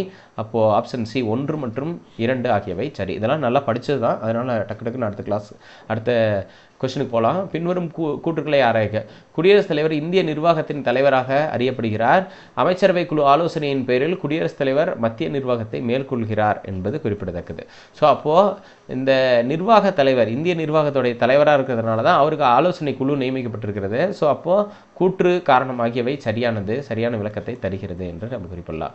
நெக்ஸ்ட் 91 குடியரசுத் தலைவரின் நிர்வாக அதிகாரங்களை பற்றி குறிப்பிடும் விதி 53. இது குடியரசுத் தலைவரின் நிர்வாக அதிகாரம் மட்டும் கிடையாது, மத்திய நிர்வாக அதிகாரத்தை பற்றி குறிப்பிடுகிறது. குடியரசுத் தலைவரின் மன்னிக்கும் அதிகாரத்தை பற்றி 72 வந்து குறிப்பிடுகிறது. குடியரசுத் தலைவரின் அவசர சட்டத்தை பற்றி குறிப்பிடக்கூடியது விதி 123 என்பது அவசர சட்டத்தை பற்றி குறிப்பிடுகிறது. குடியரசுத் தலைவரால் நியமனம் செய்யப்படாத அலுவலர் யார்? Question number 94. தேர்தல் ஆணையர்கள், மனித உரிமை ஆணையர்கள், நிதி ஆணைய தலைவர், நிதி ஆயோக் துணைத் தலைவர் அப்படின்னு சொல்லி வரும்போது நிதி ஆயோக் துணைத் தலைவர் மட்டும் குடியரசுத் தலைவரால் நியமிக்கப்பட மாட்டார். நிதி ஆயோக் துணைத் தலைவரை நியமனம் செய்பவர் நிதி ஆயோக்குடைய தலைவர் தான். அது மட்டும் இல்லாமல் நிதி ஆயோக்குடைய எந்த நியமனங்கள்லையும் குடியரசுத் தலைவர் வரமாட்டார். பின்னொரு கூற்றுக்களை ஆராய்க. எல்எம் சிங்கி குழு 1986 ராஜீவ்காந்தி அரசால் அமைக்கப்பட்டது சரி. மேற்கண்ட குழு பஞ்சாயத்து ராஜ் அமைப்புகளுக்கான அரசியலமைப்பு அந்தஸ்தை பரிந்துரைத்தது சரி. ரெண்டும் சரி. So option C. நெக்ஸ்ட் 96வது கேள்வி. குடியரசுத் தலைவரால் ஒரு மசோதாவை ஏற்கவோ அல்லது நிராகரிக்காமலோ வைத்திருக்கும் நிலை பாக்கெட் ரத்து அதிகாரம் என்று குறிப்பிடுவாங்க. பாக்கெட் வீட்டோ என்று நம்ம குறிப்பிடுவோம். அதை ஏற்காமலும் அதே நிராகரிக்காமலும் வச்சிருப்பாங்க. நெக்ஸ்ட் எல்சி ஜெயின் குழு 1996ஆம் ஆண்டு மத்திய அரசால் அமைக்கப்பட்டது. மேற்கண்ட குழு 3 அடுக்கு பஞ்சாயத்து அமைப்புகளுக்கு அதிகாரங்களை வழங்க பரிந்துரை செய்தது அப்படின்னு வந்து சொல்கிறாங்க. ஆனால் எல்சி ஜெயின் குழுவை தமிழ்நாடு அரசு தான் அமைச்சது. அப்போ ஸ்டேட்மெண்ட் 1ங்கிறது இன்கரெக்ட். ஆனால் இது வந்து 3 அடுக்கு பஞ்சாயத்து தொடர்பானதுங்கிறதுனால ஆப்ஷன் பி என்பது சரியானது. நெக்ஸ்ட்டு பொறுத்துக்க 98வது கொஸ்டின் பொறுத்துக்கோடியில் விதி 110 பண மசோதாவை பற்றி குறிப்பிடும். விதி 111 மசோதாவுக்கு ஒப்புதல் வழங்குதல் பற்றி பேசும். 112 ஆண்டு நிதிநிலை அறிக்கை. 143 குடியரசுத் தலைவர் உச்சநீதிமன்றத்தில் கலந்து ஆலோசித்தலை பற்றி குறிப்பிடுகிறது. இது வந்து எதில் சொல்லியிருக்காங்க? 98 4231 என்பது சரியாக பொருந்தது. 99 பொறுத்துக்க வடிவிலான கேள்வி. இதில் என்ன கொடுத்துருக்காங்க? விதி 352, 56, 60, 266 இதெல்லாம் கொடுத்துருக்காங்க. அப்போ வழக்கம் போல் இது தேசிய அவசர நிலை, மாநில அவசர நிலை, நிதி அவசர நிலை. 266 என்பது தொகுப்பு நிதி. ஸோ அந்த அடிப்படையில் தான் இது வந்து பொருத்தப்பட்டிருக்கிறது. கொஸ்டின் நம்பர் 99 2341 என்ற அடிப்படையில் பொருத்தப்பட்டிருக்கு. Option D. இதெல்லாம் ரொம்ப ஈஸியான கேள்விகள். நெக்ஸ்ட் 100 பின்வரும் கூற்றுகளை ஆராய்க. மாவட்ட ஊரக மேம்பாட்டு முகமை 1985 உருவாக்கப்பட்டது. 73வது சட்டத்திருத்தம் 1992 நடைமுறைக்கு வந்த நாள் ஏப்ரல் 24, 1993 என்று குறிப்பிடுவார்கள். ஸோ அப்போது இது வந்து ரொம்ப முக்கியமானது அப்படிங்கிறத நாம் பார்க்க முடியுது. டிஆர்டிஓ அப்படிங்கிறது வந்து 1980 அமைக்கப்பட்டது. அது இல்லாமல் 1999 தான் இது பார்த்தீங்கன்னா அஃபிஷியலான அனௌன்ஸ்மெண்ட்லாம் வந்துச்சு. அப்போ டிஸ்ட்ரிக்ட் ரூரல் டெவலப்மெண்ட் ஏஜென்சி அப்படின்னு சொல்லிட்டு இதுக்கான ரெகக்னைஸ்டு என்ற இம்ப்ளிமெண்டேஷனுங்கிறது 1999. ஆனாலும் டிஆர்டிஓங்கிறது 1980 உருவாக்கியிருக்காங்க. இங்கே 85ங்கிறது இன்கரெக்ட். 2 மட்டும் சரியானது. நெக்ஸ்ட் கொஸ்டின் நம்பர் 101 பின்வரும் கூற்றுகளை ஆராய்க. தமிழ்நாடு பஞ்சாயத்து ராஜ் சட்டம் 1994 இயற்றப்பட்டது. 73வது சட்ட திருத்தம் 1992 அடிப்படையில் பஞ்சாயத்து ராஜ் நிர்வாக முறையை முதலில் நடைமுறைப்படுத்திய மாநிலம் தமிழ்நாடுன்னு சொல்கிறாங்க. அப்போது இந்த 73rd அமெண்ட்மெண்ட் 1992 முதலில் நடைமுறைப்படுத்தியது வந்து தமிழ்நாடு கிடையாது, கர்நாடகா. அப்போ 1 மட்டும் சரியானது. நெக்ஸ்ட் கொஸ்டின் நம்பர் 102 விதி 312 அகில இந்திய பணிகள் உருவாக்குதலை பற்றி குறிப்பிடுகிறது. விதி 243 ராஜ்யசபா தீர்மானத்தின் மூலம் மாநில பட்டியலில் ஒரு பொருள் மீது பாராளுமன்றம் சட்டம் இயற்றுதலை பற்றி குறிப்பிடுகிறது. விதி 279 ஜிஎஸ்டி குழு பற்றி குறிப்பிடுகிறதுன்னு சொல்கிறாங்க. அப்போ 3மே சரியாக தான் பொருந்திருக்கிறது. அப்போ 1, 2 மற்றும் 3 ஆகியவை சரி அப்படின்னு நம்ம குறிப்பிடலாம். அதுக்கு வந்து ஆப்ஷன் டி என்ற இடத்துல நம்ம சொல்கிறோம். நெக்ஸ்ட் 103வது கேள்வி பின்வரும் கூற்றுகளை ஆராய்க. பல்வந்த்ராய் மேத்தா குழு 1957 அமைக்கப்பட்டது. இந்த குழு 3 அடுக்கு பஞ்சாயத்து முறையை பரிந்துரை செய்தது என்பது குறிப்பிடத்தக்கது. ஸோ அப்போ இதுவும் வந்து சரி. 1 மற்றும் 2 ஆகியவை சரியானது. நெக்ஸ்ட் 104வது கேள்வி பின்வரும் கூற்றுகளை ஆராய்க. அமைச்சரவைக்கும் குடியரசுத் தலைவருக்கும் இடையே பாலமாக விளம்புபவர் பிரதமர். அரசின் முதன்மை செய்தி தொடர்பாளராக விளம்புபவர் குடியரசுத் தலைவர் என்று குறிப்பிடுவாங்க. ஸோ ஆனால் அரசின் முதன்மை செய்தி தொடர்பாளராக விளம்புபவர் பிரதமர் தான். அப்போ ஸ்டேட்மெண்ட் 2 இன்கரெக்ட். அப்போ 1 ஒன்லி கரெக்ட். நெக்ஸ்ட் வந்து 105வது நிதி ஆயோக் அமைப்பின் தலைவர் பிரதமர். தேசிய பேரிடர் மேலாண்மை குழுவின் தலைவரும் பிரதமர்னு கொடுத்துருக்காங்க. 2மே சரிதான். The role of the prime minister. 106 பின்வரும் கூற்றுகளை ஆராய்க. மத்திய அரசின் உண்மையான நிர்வாகி பிரதமர் ஆவார். குடியரசுத் தலைவரை நிர்வாக ரீதியில் வழிநடத்தும் கேபினெட் அமைச்சரவை குழுவின் தலைவர் பிரதமர் என்று குறிப்பிட்டிருக்காங்க. அப்போ மத்திய அரசின் உண்மையான நிர்வாகி பிரதமர் தான். காரணம் என்னன்னா குடியரசுத் தலைவரை நிர்வாக ரீதியில் வழிநடத்தும் கேபினெட் அமைச்சரவையோட தலைவர் யாருங்க? பிரதமர் தான். ஸோ அப்போ ஆப்ஷன் ஏ என்பது சரியானது. கூற்று மற்றும் காரணம் ஆகியவை சரி. மேலும் கூற்றிற்கு காரணம் சரியான விளக்கத்தை வழங்குகிறது அப்படின்னு வந்து சொல்கிறாங்க. ஸோ அப்போ அந்த அடிப்படையில் இந்த இடத்துல ஆப்ஷன் ஏ என்பது சரியானது. நெக்ஸ்ட் பார்த்தீங்க அப்படின்னா 107 கொஸ்டின் நம்பர் 107 தேசிய ஒருமைப்பாட்டு குழுவின் தலைவர் யாருன்னு கேட்டால் பிரதமர் தான். அப்போ நேஷனல் இன்டகிரேஷன் கவுன்சில் தலைவராகவும் பிரதமர் விளங்குகிறார். அமைச்சரவை நியமனத்தின் போது குடியரசுத் தலைவருக்கு அமைச்சர்கள் துறைகளை பரிந்துரை செய்பவர் யார் என்று கேட்டால் பிரதமர் 108 கொடுத்துருப்பாங்க. நெக்ஸ்ட் 109 அமைச்சரவை குழுவின் ஆலோசனை கட்டுப்பட்டவர் குடியரசுத் தலைவர் என்று குறிப்பிடும் சட்டத்திருத்தம் இது என்று கேட்டால் 44வது சட்டத்திருத்தம் 1978 என்ன சொல்லுது? அமைச்சரவை குழுவிற்கு 44வது சட்டத்திருத்தம் அமைச்சரவை குழுவின் ஆலோசனைக்கு கட்டுப்பட்டவர் குடியரசுத் தலைவர் என்பது குறிப்பிடத்தக்கது. நெக்ஸ்ட் 110 அமைச்சரவை குழுவின் பரிந்துரைகளை குடியரசுத் தலைவர் மறுபரிசீலனைக்கு அனுப்பலாம் அப்படின்னு சொல்லக்கூடியது. ஸோ ஃபர்ஸ்ட் பாருங்க, இந்த 42 பார்த்தீங்கன்னா கட்டுப்பட்டவர், 44 தான் மறுபரிசீலனைக்கு அனுப்பலாம்னு சொல்கிறது. ஸோ அப்போ ஆப்ஷன் மாற்றிக்கோங்க. ஸோ என்ன சொல்கிறாங்க, அமைச்சரவை குழுவின் ஆலோசனை கட்டுப்பட்டவர் குடியரசுத் தலைவர் என்று குறிப்பிடுவது 42வது சட்டத்திருத்தம். அதுவே அமைச்சரவை குழுவின் பரிந்துரைகளை குடியரசுத் தலைவர் மறுபரிசீலனைக்கு அனுப்பலாம்னு சொல்கிறது தான் 44வது சட்டத்திருத்தம் 1978. ஸோ அதுக்கு முன்னாடி கொஸ்டினுக்கு ஆப்ஷன் பி, இது ஆப்ஷன் சி. 111 அமைச்சரவை குழு லோக்சபாவிற்கு கூட்டு பொறுப்புடையது என்று குறிப்பிடக்கூடியது 75ல் கிளாஸ் 3 இதுதான் கூட்டு பொறுப்புடையது. அப்போ அமைச்சரவை குழு தனி பொறுப்புடையது யாருன்னு பார்த்தா குடியரசுத் தலைவர். ஸோ அமைச்சரவை குழு தனிப்பட்ட முறையில் பொறுப்புடையது அப்படிங்கிறதுக்கு கேட்டோம்னா குடியரசுத் தலைவருக்கு, கூட்டு பொறுப்புடையதுன்னு கேட்டால் லோக்சபாவிற்கு என்பது குறிப்பிடத்தக்கது.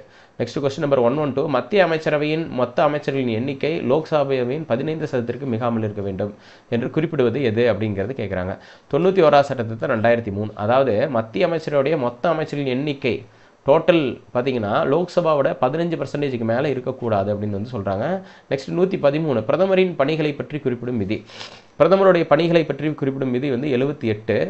பிரதமருடைய பணிகள் நிர்வாக தகவல்கள் அனைத்தையும் குடியரசுத் தலைவருக்கு அனுப்புவது பிரதமரின் முக்கிய பணி.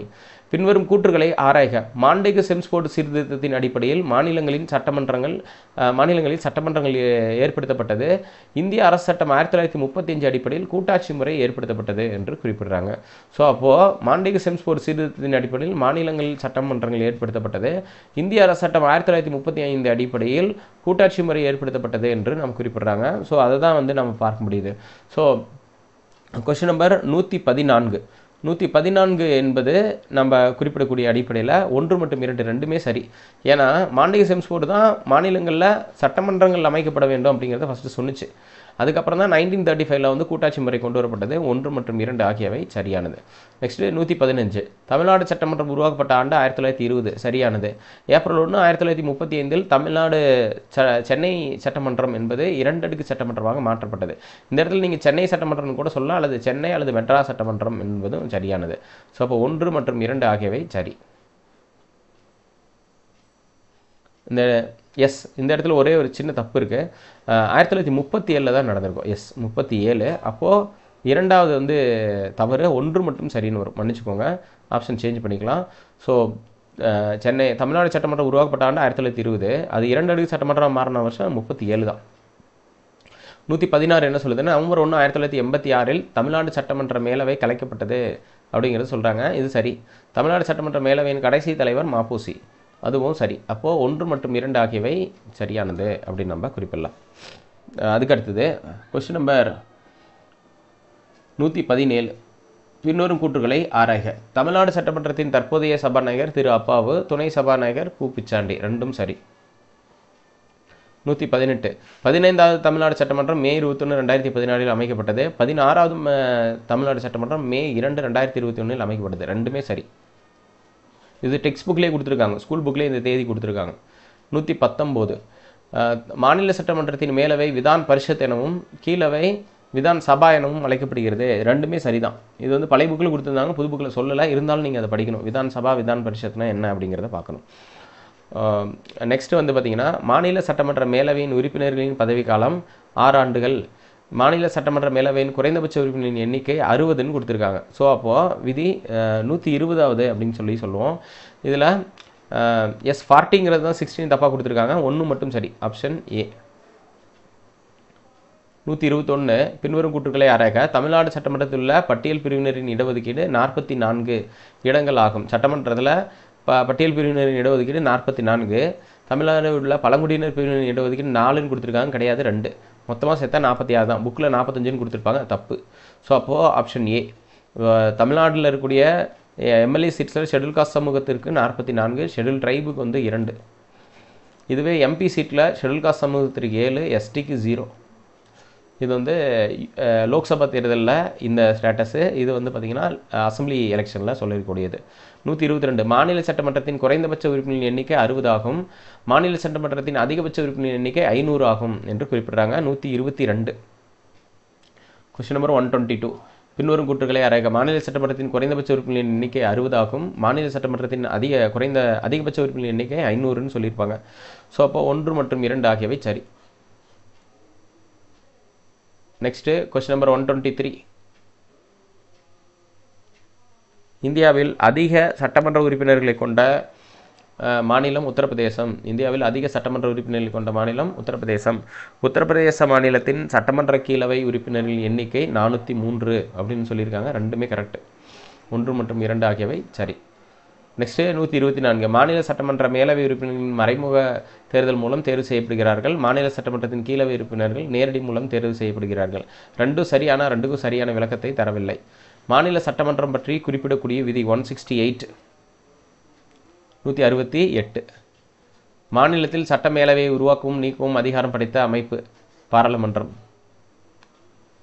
பின்வரும் இணைகளை ஆராய்க. பல்வந்த்ராய் மேத்தா குழு 1957, அசோக் மேத்தா குழு 1978, LM சிங்வி குழு 1986. மூன்றுமே சரிதான். இது எக்ஸாமில் நிறைய டைம் நமக்கு வந்து கேட்டிருக்காங்க. Question number 127. Next question number 128. 1983ஆம் ஆண்டு மத்திய அரசால் அமைக்கப்பட்ட சர்க்காரியா குழுவில் இடம்பெறாதவர் யார் அப்படின்னு வந்து கேட்டிருக்காங்க. ஸோ ரஞ்சித் சிங் சர்க்காரியா தலைவர், RSN சிவராமன், 3 பேர் இடம்பெற்றார்கள். சந்திரா ரெட்டி வந்து ராஜமன்னார் குழுவின் உறுப்பினர். அப்போ டி தான் ஆன்சர். Next question number 129. 1969ஆம் ஆண்டு தமிழ்நாடு அரசால் அமைக்கப்பட்ட ராஜமன்னார் குழுவில் இடம்பெறாதவர் யார் அப்படின்னு வந்து சரி கேட்குறாங்க. டி சிவராமன் வந்து இடம்பெறல. மீதி 3 பேரும் இருக்காங்க. ராஜமன்னார், லக்ஷ்மணசுவாமி, சந்திரா ரெட்டி. Question number 130. பின்வரும் கூற்றுகளை ஆராய்க. அசன்டினா வழக்கு 1965 நடைபெற்றது. அசன்டினா வழக்கை விசாரித்தவர் ஆளுநர் பாக்ஸ்கிராஃப்ட். அதாவது இந்தியா தொடர்பாக கிழக்கிந்திய கம்பெனியை விசாரித்த முதல் வழக்கு எதுன்னு கேட்டால் அசன்டினா வழக்கு. அந்த அடிப்படையில் நாம் பார்க்குறோம். 1 மற்றும் 2 ஆகியவை சரி. நெக்ஸ்ட் பின்வரும் கூற்றுகளை ஆராய்க. 1726 சாசன சட்டம் அடிப்படையில் மேயர் நீதிமன்றங்கள் அமைக்கப்பட்டது. மேயர் நீதிமன்றங்கள் அமைக்கப்பட்டது. இந்த மேயர் நீதிமன்றங்களை கலைத்தவர் வாரன் ஹேஸ்டிங்ஸ்னு கொடுத்துருக்காங்க. சரிங்களா? மேயர் நீதிமன்றங்களை உருவாக்கியவர் தான் அவர். அந்த இடத்துல கலைத்தவர்னு கொடுத்துருக்காங்க. அது தப்பு. அப்போ 1 மற்றும் சரி. Question number 132. சதர் திவானி அதாலத் என்பது உரிமைகளுக்கான மேல்முறையீட்டு நீதிமன்றம். நிசாமத் அதாலத் என்பது குற்றவியல் வழக்குகளுக்கான மேல்முறையீட்டு நீதிமன்றம் சொல்லியிருப்பாங்க. கொஸ்டின் நம்பர் 132 ரெண்டுமே சரிதான். பட்ஜெட் விவாத முறை முதலில் எப்பொழுது அறிமுகம் செய்யப்பட்டது அப்படின்னு வந்து கேட்டுறாங்க. 1892 இந்திய மன்ற சட்டம் 1892 அடிப்படையில் தான் டிஸ்கஷன் ஆஃப் பட்ஜெட் பற்றி சொன்னாங்க. ஆக்சுவலாக பட்ஜெட் வந்து 1860 ஜேம்ஸ் வில்சன் என்பவரால் அறிமுகம் செய்யப்பட்டது என்பதை பார்க்க முடிந்தது. நெக்ஸ்ட் 134. இந்து சட்டங்கள் வாரன் ஹேஸ்டிங்ஸ் காலகட்டத்தில் தொகுக்கப்பட்டது. இஸ்லாமிய சட்டங்கள் கார்ன்வாலிஸ் பிறப்பு காலகட்டத்தில் தொகுக்கப்பட்டது அப்படின்னு சொல்லியிருக்காங்க. Question number 134. இது என்ன சொல்கிறாங்கன்னா 1 மற்றும் 2 ஆகியவை சரி. நெக்ஸ்ட் 135. பின்வரும் கூற்றுகளை ஆராய்க. கல்கத்தா உச்சநீதிமன்றம் வில்லியம் கோட்டையில் அமைக்கப்பட்டது. ஓகே. ஒழுங்குமுறை சட்டம் 1773 அடிப்படையில் கல்கத்தா உச்சநீதிமன்றம் அமைக்கப்பட்டது அப்படின்னு வந்து குறிப்பிட்டிருக்காங்க. ஸோ அப்போது இதன் அடிப்படையில் இரண்டுமே கரெக்ட். கல்கத்தா உச்சநீதிமன்றம் வில்லியம் கோட்டையில் தான் அமைக்கப்பட்டது. இந்த ஒழுங்குமுறை சட்டம் 1773 அடிப்படையில் தான் கல்கத்தா உச்சநீதிமன்றம் நிறுவப்பட்டது. ஆனால் அது நிறுவப்பட்ட ஆண்டுன்னு தனிப்பட்ட முறையில் கேட்டாங்கன்னா 1774 தான். ஆனால் நிறுவப்பட்ட சட்டம் எதுன்னு கேட்டாங்கன்னா ரெகுலேட்டிங் ஆக்ட் தான். அப்போ 1 மற்றும் 2 ஆகியவை சரி. நெக்ஸ்ட் 136. பின்வரும் கூற்றுகளை ஆராய்க. கார்ன்வாலிஸ் சட்டத்தொகுப்பு 1973 வெளியிடப்பட்டது. கார்ன்வாலிஸ் சட்டத்தொகுப்பு நீதிமன்ற கட்டணங்களை அறிமுகம் செய்தது என்று குறிப்பிடுவாங்க. ஸோ அப்போது நம்ம நீதிமன்ற கட்டணங்களை ஒழித்தது அது. ஸோ அப்போது ஆப்ஷன் ஏ மட்டும்தான் கரெக்டு. 1 மட்டும் சரி. அவை வாக்கெடுப்பு பற்றி குறிப்பிடும் விதி 100 ஆகும். விதி 99 நாடாளுமன்ற உறுப்பினர்களின் உறுதிமொழிகளை பற்றி குறிப்பிடுகிறது அப்படின்னு நம்ம பார்க்குறோம். 137வது கொஸ்டின் 1 மற்றும் 2 ஆகியவை சரி. சென்னை உயர்நீதிமன்றம் அமைக்கப்பட்ட நாள் ஜூலை 26, 1862. ஜூன் மாதத்தில் இந்த இடத்துல சொல்லியிருப்பாங்க. ஜூன் 26, 1862. 6வது மாதம் தான். ஜூன் 26, 1862 சென்னை உயர்நீதிமன்றம் அமைக்கப்பட்ட நாள். அதுக்கான காப்புரிமை கடிதம் வழங்கியிருப்பாங்க. விக்டோரியா பேரரசி காப்புரிமை கடிதம் வழங்கியிருப்பாங்க. நெக்ஸ்ட்டு தவறாக பொருந்திய இணையை கண்டறிக. கல்கத்தா உச்சநீதிமன்றத்தின் முதல் தலைமை நீதிபதி சர் எலிஜா இம்பே, கரெக்டு. கூட்டாட்சி நீதிமன்றத்தின் முதல் தலைமை நீதிபதி சர் மௌரிஸ் கையர். அதுக்கப்புறம் இந்திய தலைமை நீதிபதி, முதல் இந்திய தலைமை ஹரிலால் ஜே கனியா. 49வது தலைமை நீதிபதி டிஒய் சந்திரசூட் என்பது தப்பு. 50வது தலைமை நீதிபதிங்கிறது சரி. அப்போது இவங்க தவறாக பொருந்தியதில் ஆப்ஷன் டி. நெக்ஸ்ட்டு தவறாக பொருந்திய இணையை கண்டறிக.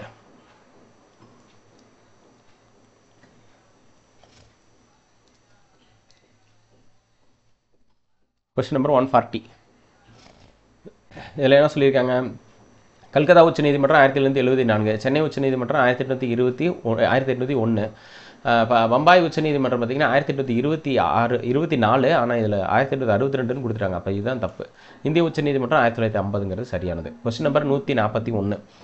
இந்திய உச்சநீதிமன்றம் அரசியலிலிருந்தும் அரசியல் கோட்பாடுகளிலிருந்தும் தனித்து நிற்கும், மேலும் இது யாருடனும் அணி சேருவது கிடையாது என்று கூறியவர் யார் அப்படின்னு ஒரு கேள்வி. ஸோ இதுக்கு ஆன்சர் வந்து ஹரிலால் ஜே கனியா.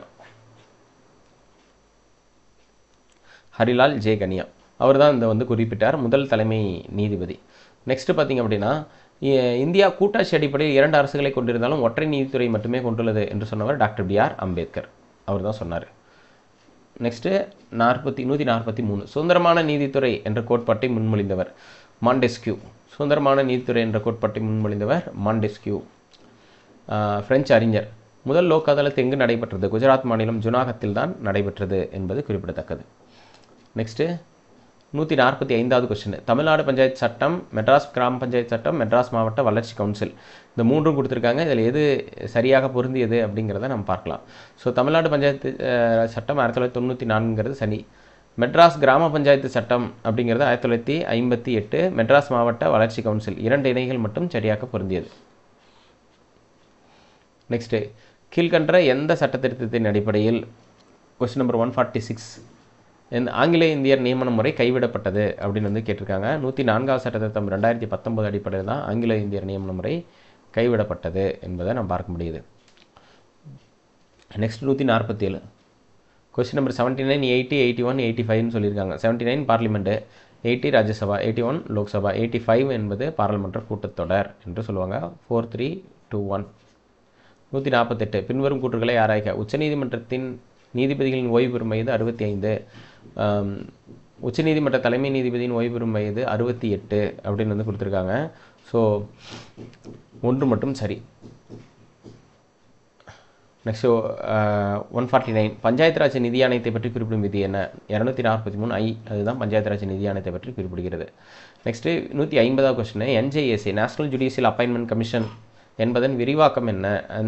NJSA விரிவாக்கம் வந்து நேஷனல் ஜுடிஷியல் அப்பாயின்மெண்ட் கமிஷன். 99 சட்டத்திருத்தம் 2014 இது வந்து சேர்க்கப்பட்டது. ரெண்டுமே சரியானது.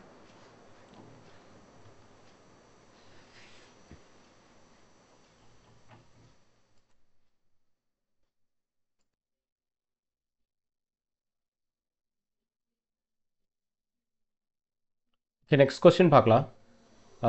151. பின்வரும் கூற்றுகளை ஆராய்க. நீதிபதிகள் விசாரணை சட்டம் 1968 இயற்றப்பட்டது சரியானது.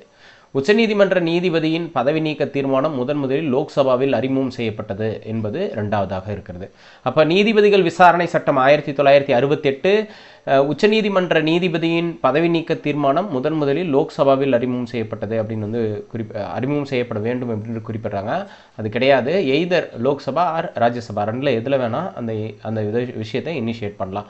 அப்போ 1 மற்றும் சரி என்ற அடிப்படையில் இருக்கும். ஸோ நெக்ஸ்ட் வந்து கொஸ்டின் நம்பர் 152.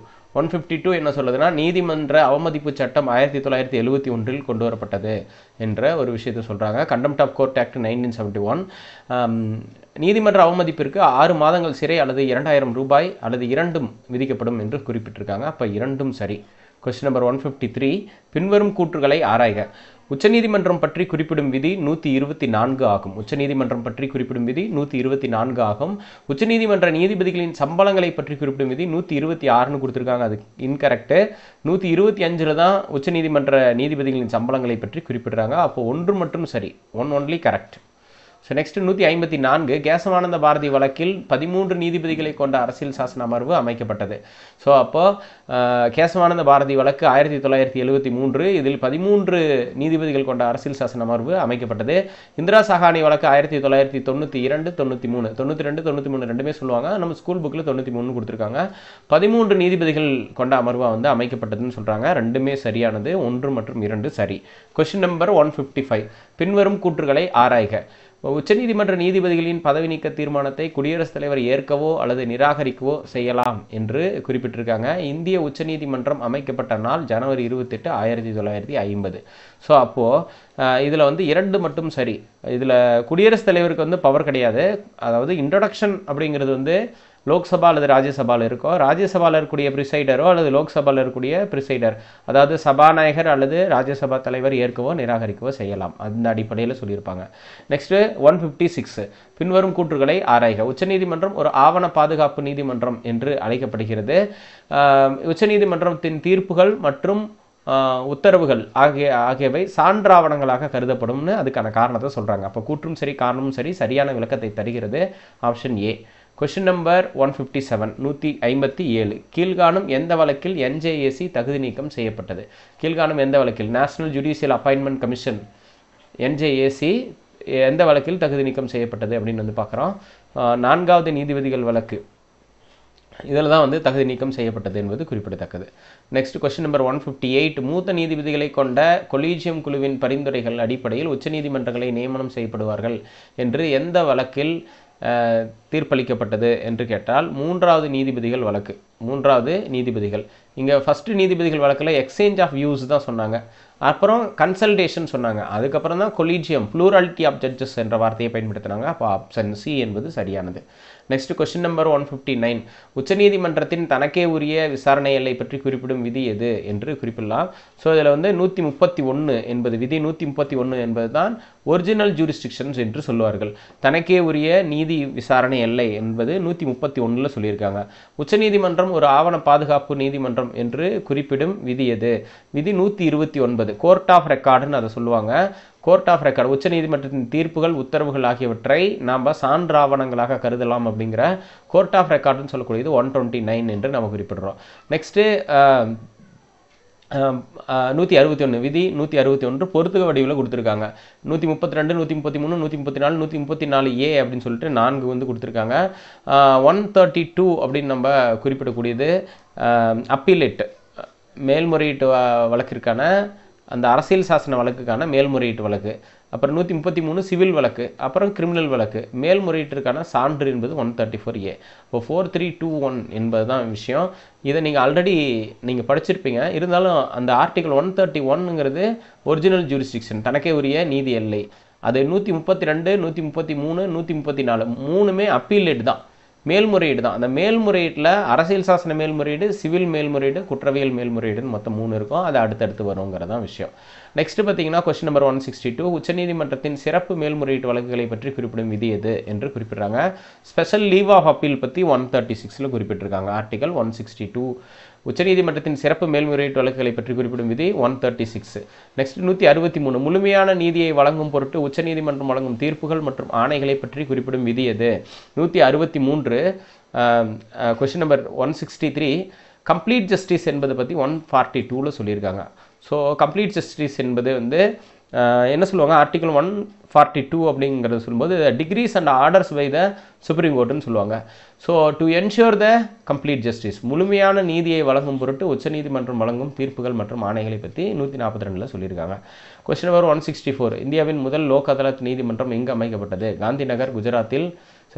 மன்னிச்சுக்கோங்க, இந்தியாவின் முதல் லோக் அதாலத் எங்கே அமைக்கணும்? ஜுனாகத்தில் அமைக்கப்பட்டது. ஜுனாகத்தில் தான் அமைக்கப்பட்டது.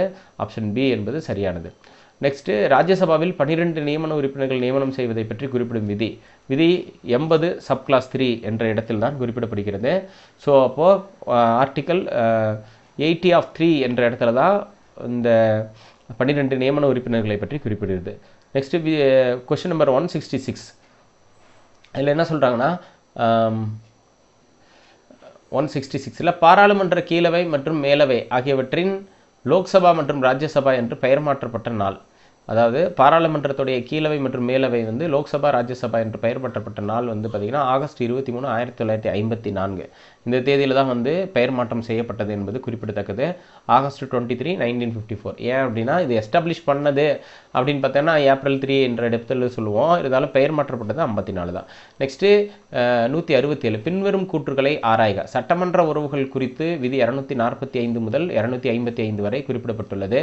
நிர்வாக உறவுகள் குறித்து 256லேருந்து 273 வரை குறிப்பிடப்பட்டிருக்கிறது. ஸோ அப்போது இது ரெண்டில் எது வந்து கரெக்டுன்னு கேட்டிருக்காங்க. 167ல் ஃபஸ்ட்டு சட்டமன்ற உறுப்புகள் 245லேருந்து 255ங்கிறது கரெக்டு. ஆனால் நிர்வாக உறவுகள்ங்கிறது பார்த்திங்க அப்படின்னா அவங்க அந்த 256லேருந்து 269 அந்த இடத்துல வந்து வரும். இது வந்து 263, 263. ஏன்னா அதுக்கப்புறம் 264லேருந்து 300A வரை இருக்கிறது நிதி அதிகாரங்களை பற்றி சொல்லும். ஸோ அப்போது இது வரைக்கும் இருக்கக்கூடிய விஷயங்கள் இதில் தப்பாக கொடுத்துருக்கு. அப்போது ஒன் ஒன்லி கரெக்ட் என்பது இந்த விஷயத்தில் ஆப்ஷன் ஏ என்பது சரியானது.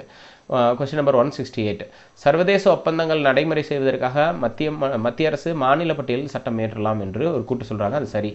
தேசிய அவசர நிலையின் பொழுது நாடாளுமன்றம் மாநில பட்டியலில் சரக்கு மற்றும் சேவை வரி தொடர்பான சட்டங்களை இயற்றலாம் அப்படின்னு வந்து குறிப்பிட்டிருக்காங்க. ஜிஎஸ்டி தொடர்பான சட்டங்களை நேஷனல் எமர்ஜென்சி இருக்கும் பொழுது, தேசிய அவசர நிலை இருக்கும் பொழுது இயற்ற முடியும்னு சொல்கிறாங்க. 2 ஸ்டேட்மெண்ட்டுமே கரெக்டு. 1 மற்றும் 2 ஆகியவை சரி. நெக்ஸ்ட் 169 பின்வரும் கூற்றுகளை ஆராய்க. பழைய பாராளுமன்ற கட்டடம் சம்விதான் சதன் என்று அழைக்கப்படுகிறது. சம்விதான் சதன் என்பதற்கு அரசியலமைப்பு மாளிகை என்று பொருள். ஸோ அதனால் வந்து இது ரெண்டுமே கரெக்டு. 1 மற்றும் 2 ஆகியவை சரி. தவறான பொருந்திய இணையை கண்டறிக. விதி 170 தவறான இணையை கண்டறிக. என்சிபிசி அதோட தலைவர் ஹன்ஸ்ராஜ் கங்காராம் அஹீர், இது வந்து correct. Schedule caste national commission for schedule காஸ்ட்டுங்கிறது Kishore Makwana. National commission for minority Iqbal Singh Lalpura. அப்போ இதுதான் incorrect. National commission for schedule tribe அதோடைய தலைவர் பிரியங்க் கனுகு இல்லை என்பது தான் விஷயம். நெக்ஸ்ட் வந்து 171 கொஸ்டின் நம்பர் 171 இந்திய தலைமை கணக்கு தணிக்கையாளரின் பதவிக்காலம் 6 ஆண்டுகள் அல்லது 65 வயது ஆகும். சரி. இந்திய தலைமை கணக்கு தணிக்கையாளர் பணிகள் சட்டம் 1971 இயற்றப்பட்டது. இதுவும் சரி. ஸோ அப்போது 1 மற்றும் 2 ஆகியவை சரி. கொஸ்டின் நம்பர் 172 பின்வரும் கூற்றுகளை ஆராய்க. சர்க்காரியா குழு 1983 மத்திய அரசால் இயற்றப்பட்டது. சர்க்காரியா குழு மத்திய மாநில உறவுகளை பற்றி ஆராய்வதற்காக உருவாக்கப்பட்டது. கூற்றும் சரி, காரணமும் சரி. இது சரியான விளக்கத்தை தருகிறது. Next question number 173 attorney general பற்றி குறிப்பிடும் விதி 176 ஆர்டிகல் 76. தற்போதைய அட்டார்னி ஜெனரல் வெங்கட்ரமணி. இரண்டுமே சரி. 1 மற்றும் 2 ஆகியவை சரி. வெங்கட செல்லையா குழு 2000ஆம் ஆண்டில் அடல் பிகாரி வாஜ்பாய் அரசால் அமைக்கப்பட்டது. இந்த குழு எதற்காக அமைக்கப்பட்டதுன்னா அரசியலமைப்பின் செயல்திறனை ஆய்வு செய்வதற்காக அமைக்கப்பட்டது. அப்போ அரசியலமைப்பின் செயல்திறனை மதிப்பாய்வு செய்த குழுன்னு சொல்லுவாங்க. Option A. கூற்று மற்றும் காரணம் ஆகியவை இரண்டுமே சரி என்று குறிப்பிடலாம். நெக்ஸ்ட் பின்வரும் கூற்றுகளை ஆராய்க. ஆனந்த்பூர் சாஹிப் தீர்மானம் அகாலிதளம் கட்சி, மேற்கு வங்க தீர்மானம் கம்யூனிஸ்ட் கட்சி, ராஜமன்னார் குழு திராவிட முன்னேற்ற கழக அரசு அல்லது தமிழ்நாடு அரசு. ஸோ எப்படி வேணால் நம்ம அதை சொல்லலாம். ஸோ இவங்க வந்து அமைச்சது. ஸோ அதன் அடிப்படையில் ஏன்னா அகாலிதளம் கட்சியை பற்றியும் சொல்லியிருக்கோம், கம்யூனிஸ்ட் அரசாங்கத்தை பற்றியும் சொல்லியிருக்கோம். அதனால் திராவிட முன்னேற்ற கழகம் அரசு இது மூன்றும் வந்து அமைக்கப்பட்டது. மூன்றும் சரிதான். இதை யார் யார் அமைச்சாங்க அப்படிங்கிற அடிப்படையில் இது வந்து 1, 2 and 3 ஆர் கரெக்டு. மொத்தம் மூன்றுமே கரெக்டு. விதி கொஸ்டின் நம்பர் 176 பின்வரும் கூற்றுகளை ஆராய்க. இந்தியாவின் முதல் பெண்கள் பள்ளி 1848 பூனாவில் தொடங்கப்பட்டது. இந்தியாவின் முதல் பெண்கள் பள்ளியை நிறுவியவர் சாவித்ரிபாய் பூலே. இரண்டுமே சரியானது. நெக்ஸ்ட் பின்வரும் கூற்றுகளை ஆராய்க. இந்தியாவின் முதல் பல்கலைக்கழகம் SNDT பல்கலைக்கழகம் பூனேவில் தொடங்கப்பட்டது. மேற்கண்ட பல்கலைக்கழகத்தை மகர்ஷி கார்வே அவர்கள் 1936ஆம் ஆண்டு தொடங்கினார் என்று குறிப்பிடப்பட்டிருக்கிறது. 1 மட்டும்தான் சரி, 2வது இன்கரெக்ட். ஸோ நெக்ஸ்ட் பாருங்கள். தவறாக பொருந்தியுள்ள இணையை கண்டறிக. 19வது சட்ட ஆணைய தலைவர் PV Reddy, 20வது KN Sharma, 21 PS Chauhan, 22 Rituraj Aswathi. இது கரெக்டு. 22 கரெக்டு, 21 வந்து கரெக்டு, 19 கரெக்ட். அப்போ இன்கரெக்ட் என்பது 20வது சட்ட ஆணைய தலைவர். ஸோ லா கமிஷன் சேர்மன் என்பது இன்கரெக்ட். கொஸ்டின் நம்பர் 179 பின்வரும் கூற்றுக்களை ஆராய்க. அமைதிக்கான நோபல் பரிசு வென்ற முதல் இந்திய பெண் அன்னை தெரசா. மேற்கண்ட அமைதிக்கான நோபல் பரிசை 1979 பெற்றார் என்று குறிப்பிடப்பட்டிருக்கிறது. ஸோ கொஸ்டின் நம்பர் 179 என்ற இது போத் ஆர் கரெக்ட். 1 மற்றும் 2 ஆகியவை சரி. Question number 190. 2011 மக்கள் தொகை கணக்கெடுப்பு அடிப்படையில் இந்தியாவில் பெண்களின் எழுத்தறிவு விகிதம் 65.46% என்று குறிப்பிட்டிருக்காங்க. 2011 மக்கள் தொகை கணக்கெடுப்பு அடிப்படையில் இந்தியாவின் எழுத்தறிவு விகிதம் 74.04%. அப்போ பெண்களோட எழுத்தறிவு விகிதம் 65.46%. ஒட்டுமொத்த எழுத்தறிவு சதவீதம் 74.04 அப்படின்னு வந்து குறிப்பிட்டிருக்காங்க. ஸோ அதன் அடிப்படையில் இரண்டுமே சரியானது, ரெண்டு ஸ்டேட்மெண்ட்டும் சரியானது. இது ஒரு டிஎன்பிசி ப்ரீவியஸ் இயர் கொஸ்டின், பெண்களோட எழுத்தறிவு விகிதம் என்பது. 181 குழந்தைகளுக்கான உதவி மைய எண் 1098 இது வந்து சொல்கிறாங்க. பெற்றோர் மற்றும் மூத்த குடிமக்கள் பராமரிப்பு சட்டம் 2007 இயற்றப்பட்டது. ரெண்டுமே சரி, both are correct. Question number 182 182. 4வது உலக மகளிர் மாநாடு 1995 சீன தலைநகர் பெய்ஜிங் என்ற இடத்தில் நடைபெற்றது. யூனிஃபார்ம் என்று அழைக்கப்படும் பெண்களுக்கான ஐக்கிய நாடு மேம்பாட்டு நிதி என்பது 1995 உருவாக்கப்பட்டது. ரெண்டுமே கரெக்ட். ஸோ அப்போது போத் ஆர் கரெக்ட், 1 மற்றும் 2 ஆகியவை சரி. நெக்ஸ்ட் வந்து 183 பின்வரும் கூற்றுக்களை ஆராய்க. அரசியலமைப்பு விதி 24 குழந்தை தொழிலாளர் முறையை தடை செய்கிறது. 39 ஆரோக்கியமாக குழந்தைகள் வளர வழிவகை செய்கிறது என்று குறிப்பிடுறாங்க. ஹெல்த்தி டெவலப்மெண்ட் ஆஃப் சில்ட்ரன் தான் அதில் சொல்லியிருப்பாங்க. ஸோ அப்போ ரெண்டுமே கரெக்ட், 183 என்று நம்ம குறிப்பிடுவோம். 1 மற்றும் 2 ஆகியவை சரி. நகர்ப்புற உள்ளாட்சி விதிகள் 2023 அடிப்படையில் ஒரு மாநகராட்சியின் மக்கள் தொகை எவ்வளவு? தேர்வு நிலை, அது வந்து தேர்வு நெல்லைன்னு இருக்குது, தேர்வு நிலை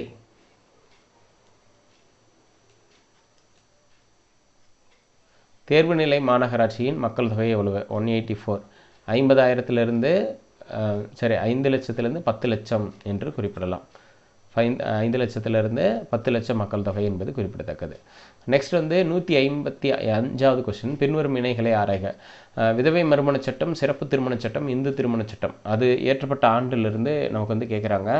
இதில் சரியானது எது அப்படிங்கிறது கேட்குறாங்க. விதவை மறுமண சட்டம் 1856 சரியானது. சிறப்பு திருமண சட்டம் 1954. இந்து திருமண சட்டம் 1955. மூன்றுமே சரி, 3 இணைகளும் சரியானவை. நெக்ஸ்ட் 186 இந்து வாரிசுரிமை சட்டம் 1956. இந்து வாரிசுரிமை தமிழ்நாடு திருத்தம் 1989. இந்து வாரிசுரிமை திருத்த சட்டம் மத்திய அரசு திட்டம் 2005.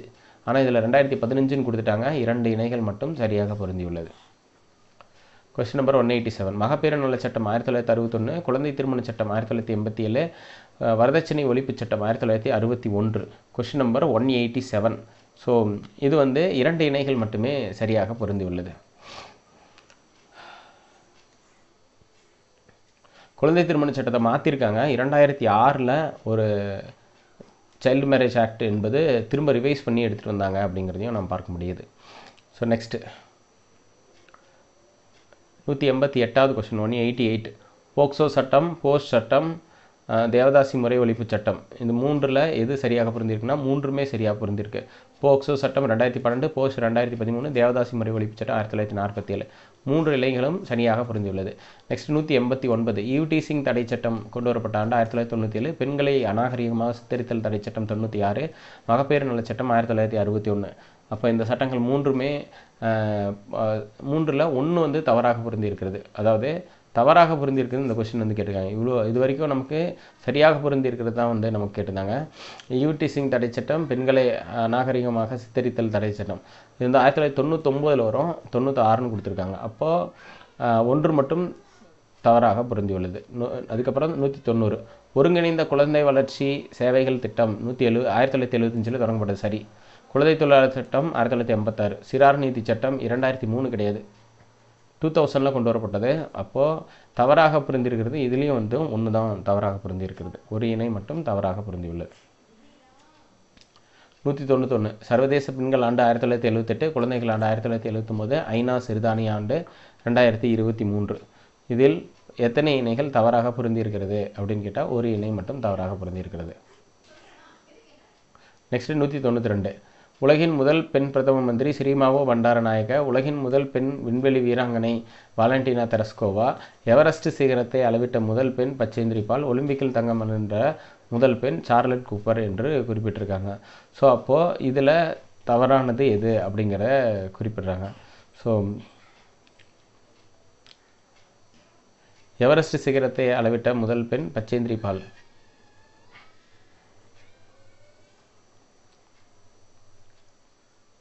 ஏன்னா இந்திய பெண்ணா தான் பச்சேந்திரி பால் சரி.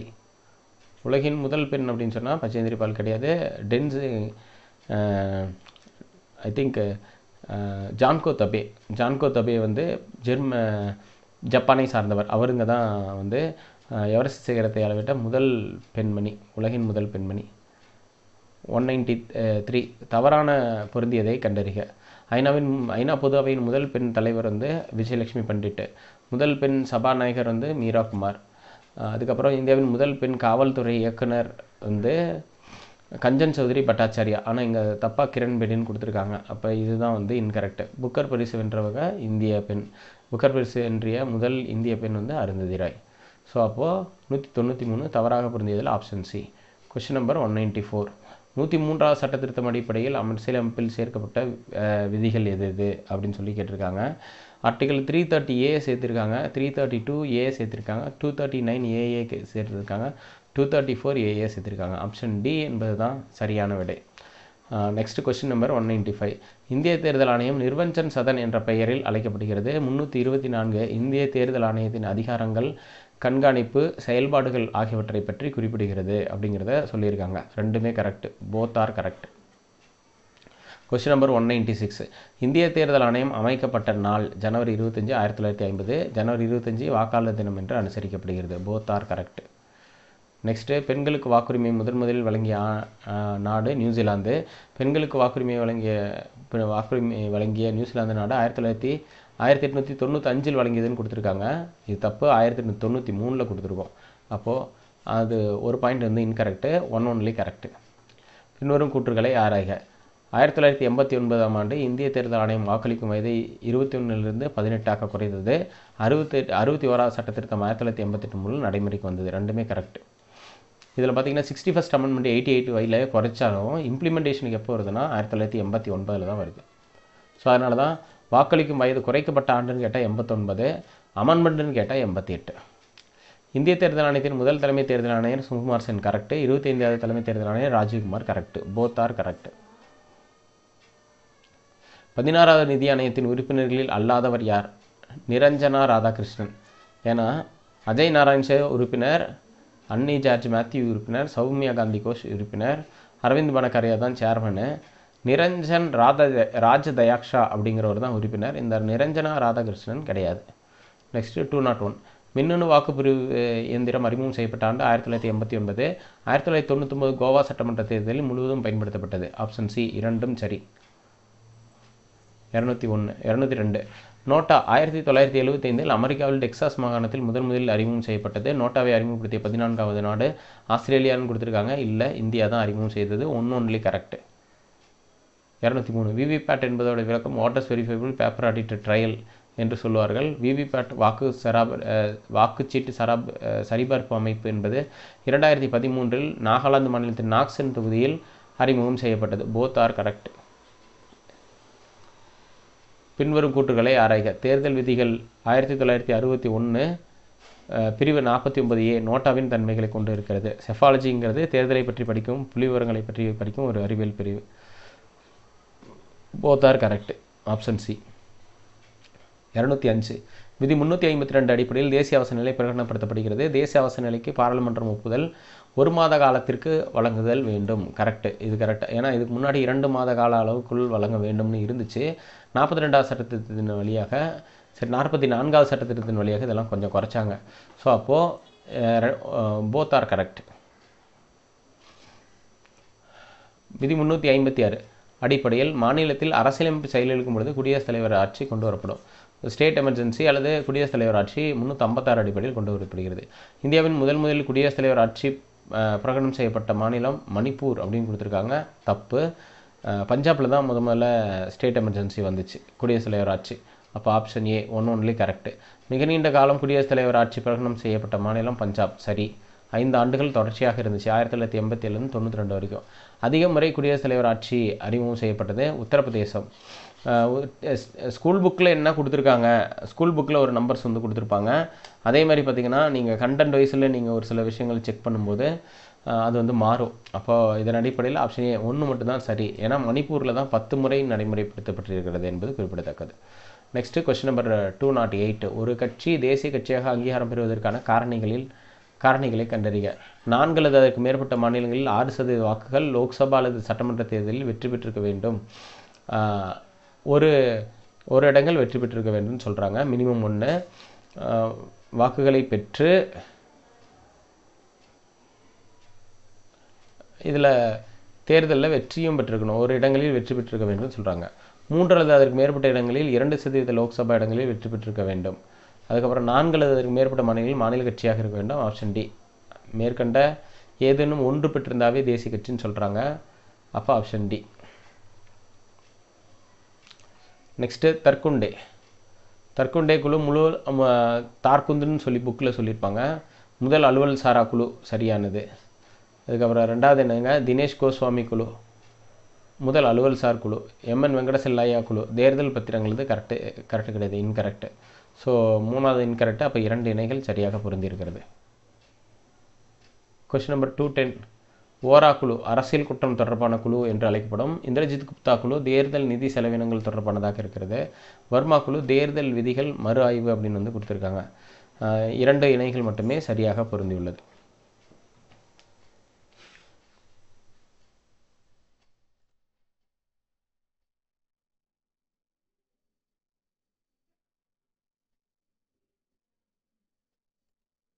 நெக்ஸ்ட் கொஸ்டின் 211வது கேள்வி. சமீபத்தில் ராகுல் காந்தி அவர்கள் எந்த விதியின் கீழ் லோக்சபா உறுப்பினர் பதவியிலிருந்து நீக்கப்பட்டார்?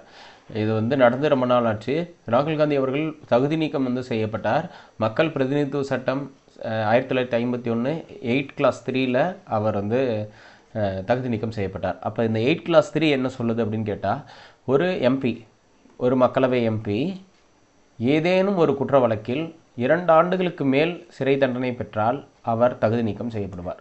அப்போ எந்த வழக்காக வேணால் இருக்கலாம். 2 இயர்ஸ்க்கு மேலே அவருக்கு கன்விக்ஷன் கொடுத்தாங்கன்னா அவர் அமைச்சர் பதவியிலிருந்து தகுதி நீக்கம் செய்யப்படுவார்.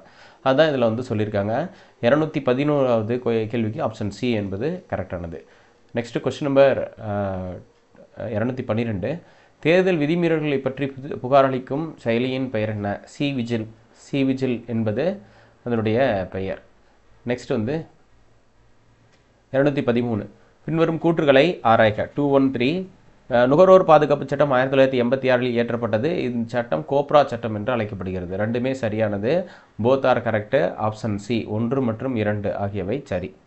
நெக்ஸ்ட் 214. பின்வரும் கூற்றுகளை ஆராய்க. நுகர்வோர் பாதுகாப்பு சட்டம் 1986 டிசம்பர் 24ஆம் நாள் நடைமுறைக்கு வந்தது. தேசிய நுகர்வோர் பாதுகாப்பு தினம் டிசம்பர் 24. 2மே சரியானது. ஆப்ஷன் சி 1 மற்றும் 2 ஆகியவை சரி. ஸோ நெக்ஸ்ட் பார்த்திங்க அப்படின்னா, பின்வரும் கூற்றுகளை ஆராய்க. புதிய நுகர்வோர் பாதுகாப்பு சட்டம் 2019 இயற்றப்பட்டது. இச்சட்டம் நுகர்வோர் நீதிமன்றங்களின் பணவியல் வரம்புகளை மாற்றியமைத்தது. இதுவும் சரிதான். ஸோ அப்போ ஆப்ஷன் சி 1 மற்றும் 2 ஆகியவை சரி. Next question number 216. தேசிய நுகர்வோர் குறைதீர் ஆணையம் எப்பொழுது உருவாக்கப்பட்டது? 1988 உருவாக்கப்பட்டது. நுகர்வோர் பாதுகாப்பு சட்டம் உருவாக்கப்பட்ட ஆண்டு 1986. எனினும் இந்த குறைதீர் ஆணையம் 88 உருவாக்கப்பட்டது. உலக நுகர்வோர் பாதுகாப்பு தினம் மார்ச் 15. ஸோ அமெரிக்காவில் நுகர்வோர் பாதுகாப்பு சட்டம் இயற்றப்பட்டதை தொடர்ந்து அந்த மார்ச் 15 உலக நுகர்வோர் தினம் என்று அழைக்கப்படுகிறது. உலக நுகர்வோர் இயக்கத்தின் தந்தை என்று அழைக்கப்படுவர் ரால்ஃப் நடேர் என்பவர் தான் உலக நுகர்வோர் இயக்கத்தின் தந்தை என்று அழைக்கப்படுகிறார். கள்ளச்சந்தை தடுப்பு சட்டம் என்பது black marketing, prevention of black marketing and supply of essential commodities act என்று அழைக்கப்படக்கூடிய இந்த கள்ளச்சந்தை தடுப்பு சட்டம் 1980 இயற்றப்பட்டது. எசென்சியல் கமாடிட்டிஸ் ஆக்ட் என்று அழைக்கப்படக்கூடிய அத்தியாவசிய பொருட்கள் சட்டம் 1955 இயற்றப்பட்டது. BIS 1986. இந்திய தர பணியகம் BIS 1986 அமைக்கப்பட்டது. ஏகபோக போட்டி கோட்பாடு என்ற நூலை இயற்றியவர் எட்வர்டு ஹெச் சாம்பர்லின். இவர்தான் மோனோபோலி என்ற வார்த்தையை முதலில் அறிமுகம் செய்தார். மோனோபோலி அதை தான் ஏகபோக போட்டி கோட்பாடு என்று பொருள். தேசிய பட்டியல் வகுப்பினர் ஆணையத்தின் தலைவர் யார்? Question number 223. தேசிய பட்டியல் வகுப்பினர் ஆணையத்தின் தலைவர் கிஷோர் மக்வானா. Option A Kishore Makwana. 224. தேசிய சிறுபான்மை ஆணையத்தின் தலைவர் இக்பால் சிங் லால்புரா. இது ஒரு ரிப்பீட் கொஸ்டினாகவும் இருக்குது. மேட்ச் த ஃபாலோயிங்லாம் கேட்டிருந்தோம், தனியாகவும் கேட்டிருக்கோம். நெக்ஸ்ட் ராஜமன்னார் குழு அரசியலமைப்பு சட்டத்திலிருந்து நீக்க பரிந்துரை செய்த விதிகள் எது? 256, 257, 339, 2. ஏன்னா இது வந்து ஒரு மாநில அரசின் அதிகாரங்களை மட்டுப்படுத்தும் வகையில் இருக்கிறதுனால இந்த விதிகளை நீக்க பரிந்துரைக்கப்பட்டது என்பது குறிப்பிடத்தக்கது. கொஸ்டின் நம்பர் 226, குழந்தை உரிமைகள் பாதுகாப்பு ஆணையம் எப்பொழுது அமைக்கப்பட்டது? NCPCR என்று அதற்கு வந்து பேர். National commission for protection of child rights என்று அழைக்கப்படக்கூடிய தேசிய குழந்தை உரிமைகள் பாதுகாப்பு ஆணையம் உருவாக்கப்பட்ட ஆண்டு 2007. அதுவே பாதுகாப்பு சட்டம்னு கேட்டால் 2005. அப்போது national commission for protection of child rights என்பது உருவாக்கப்பட்ட ஆண்டு 2007. தேசிய புலனாய்வு முகமை திருத்த சட்டம் 2019 NIAவின் விசாரணை வரம்பில் புதிதாக இணைக்கப்பட்டிருக்கக்கூடிய குற்ற செயல்கள் எது அப்படின்னு சொல்லிட்டு கேட்குறாங்க. 2019 எதெல்லாம் சேர்த்தாங்க? ஆட்கடத்தல், கள்ளநோட்டு, தடை செய்யப்பட்ட ஆயுத தயாரிப்பு, சைபர் கிரைம், இந்த 4மே சேர்க்கப்பட்டது. ஸோ அப்போ 1, 2, 3 மற்றும் 4 ஆகியவை சரி. Option C. நெக்ஸ்ட்டு சந்தானம் குழு பின்வரும் கூற்றுக்களை ஆராய்க. சந்தானம் குழு பரிந்துரையின் அடிப்படையில் மத்திய கண்காணிப்பு ஆணையம் தோற்றுவிக்கப்பட்டது. மத்திய கண்காணிப்பு ஆணையம் பணியாளர் நலத்துறை அமைச்சகத்தின் கீழ் செயல்படுகிறது. மத்திய கண்காணிப்பு ஆணையம் பணியாளர் நலத்துறை அமைச்சகத்தின் கீழ் செயல்படுகிறது என்று நம்ம குறிப்பிடுறோம். ஸோ அதன் அடிப்படையில் 1 மற்றும் 2 ஆகியவை சரி என்று நாம் குறிப்பிடுறோம். ஸோ நெக்ஸ்ட்டு மத்திய கண்காணிப்பு ஆணைய சட்டம் 2000 CVC ஆக்ட் 2003 அமைக்கப்பட்டது. செப்டம்பர் 11, 2003 மத்திய கண்காணிப்பு ஆணையம் ஒரு சட்டப்பூர்வமான நிறுவனமாக நிறுவப்பட்டது. 1 மற்றும் 2 ஆகியவை சரி. நெக்ஸ்ட்டு 230, பின்வரும் கூற்றுக்களை ஆராய்க. ஊழல் தடுப்பு சட்டம் 1988 அடிப்படையில் மத்திய கண்காணிப்பு ஆணையம் ஊழல் ஒழிப்பு நடவடிக்கைகளை செயல்படுத்துகிறது. சரி. டெல்லி காவல்படை சட்டம் 1946 அதன் அடிப்படையில் அதற்கு உத்தரவுகளை பிறப்பிக்கிறது என்று குறிப்பிடுறாங்க. இதுவுமே சரி. 2மே சரியானது என்று குறிப்பிடலாம். Next the law of constitution என்ற புத்தகத்தை 1855 எழுதியவர் யார் என்ற புத்தகத்தை 1855 எழுதியவர் யார்? ஏவி டைசி தான் எழுதினாங்க. நெக்ஸ்ட் 232, பின்வரும் கூற்றுக்களை ஆராய்க. சிபிஐ அமைப்பு உள்துறை அமைச்சகத்தால் அமைக்கப்பட்டுள்ளது. சிபிஐ அமைப்பின் அதிகபட்ச நீட்டிப்பு காலம் 5 ஆண்டுகள் ஆகும் என்று சொல்கிறோம். சிபிஐயின் தற்போதைய தலைவர் சுபாத் குமார் ஜெய்ஸ்வால் என்று இதில் நம்ம குறிப்பிட்டிருக்கோம். சரிங்களா? Question number 232. இதில் சுபோத்குமார் ஜெய்ஸ்வாலுக்கு மாற்றாக பிரவீன் சூடன் நியமிச்சிட்டாங்க. சிபிஐ அமைப்பின் அதிகபட்ச நீட்டிப்பு காலம் 5 ஆண்டுகள். சிபிஐ அமைப்பு உள்துறை அமைச்சகத்தால் அமைக்கப்பட்டது. பின்னர் இது பணியாளர் நலத்துறை அமைச்சகத்தின் கீழ் செயல்பட்டு வருகிறது. ஸோ அப்போ 1 மற்றும் 2 ஆகியவை சரி. அலுவல் ரகசிய சட்டம் 1923 பிரிட்டிஷ் அரசால் இயற்றப்பட்டது. தகவல் அறியும் உரிமை சட்டத்தை முதன்முதலில் இயற்றிய நாடு ஸ்வீடன். தகவல் அறியும் உரிமை சட்டத்தை முதன்முதலில் இயற்றிய மாநிலம் மகாராஷ்டிரா என்று குறிப்பிட்டிருக்காங்க. கொஸ்டின் நம்பர் 233, 1 மற்றும் 2 ஆகியவை சரி. தகவல் அறியும் உரிமை சட்டத்தை முதன்முதலில் இயற்றிய மாநிலம் தமிழ்நாடு. நெக்ஸ்ட் பின்வரும் கூற்றுக்களை ஆராய்க. தகவல் சுதந்திர சட்டம் 2002 தமிழ்நாடு அரசு தகவல் சட்டம் மே 4, 1997 இயற்றப்பட்டது. தகவல் அறியும் உரிமை என்பது ஒரு அடிப்படை உரிமை என்று குறிப்பிட்டிருக்காங்க. ஸோ 1, 2 மற்றும் 3 ஆகியவை சரி. 235, தகவல் அறியும் உரிமை சட்டம் 2005 இயற்றப்பட்டது. தகவல் அறியும் உரிமை சட்டத்தோட பிரிவு 12 அடிப்படையில் மத்திய தகவல் ஆணையமும் பிரிவு 16 அடிப்படையில் மாநில தகவல் ஆணையம் அமைக்கப்படுகிறது அப்படின்னு வந்து குறிப்பிட்டிருக்காங்க. சரிங்களா? இதில் 1, 2 ஆகியவை சரி. ஏன்னா 15 அடிப்படையில் தான் வந்து மாநில தகவல் ஆணையம் அமைக்கப்படும். 16 கொடுத்துருக்காங்க, அது தப்பு. நெக்ஸ்ட்டு 236, தகவல் அறியும் உரிமை சட்ட விதிகள் 2012 வெளியிடப்பட்டது. அக்டோபர் 12, 2005 மத்திய தகவல் ஆணையமும் அக்டோபர் 7, 2007 மாநில தகவல் ஆணையம் அமைக்கப்பட்டது என்று குறிப்பிட்டிருக்கிறாங்க. ஸோ இப்போ இந்த இடத்துல 1 மற்றும் 2 ஆகியவை சரி. ஏன்னா 3ஆவதாக இருக்கிறது அக்டோபர் 7, 2005 தான் அதுவும் அமைச்சாங்க. இல்லை 2007 கொடுத்துருக்காங்க, தப்பு. 237, சாதி, மதம், இனம், பாலினம், தேசியம் ஆகிய காரணங்களால் மனித உரிமைகளை எந்த ஒரு நாடும் மறுக்க இயலாது. மனித உரிமைகள் என்பவை பிறப்பின் அடிப்படையில் அமைந்த இயற்கையான உரிமைகள். கூற்று மற்றும் காரணம் ஆகியவை சரி. சரியான விளக்கத்தை தருகிறது. நெக்ஸ்ட் 238, உலக மனித உரிமைகள் மாநாடு 1993 ஆண்டு ஆஸ்திரிய நாடு தலைநகர் வியன்னாவில் நடத்தப்பட்டது. இது வந்து நடத்தப்பட்டது. இந்த மாநாட்டில் மனித உரிமைகள் பாதுகாப்பு சர்வதேச சமூகத்தின் கடமை என்று வலியுறுத்தப்பட்டது என்பது குறிப்பிட்டிருக்காங்க. கூற்றும் சரி, காரணமும் சரி, பட் சரியான விளக்கத்தை தரவில்லை என்பது குறிப்பிடத்தக்கது.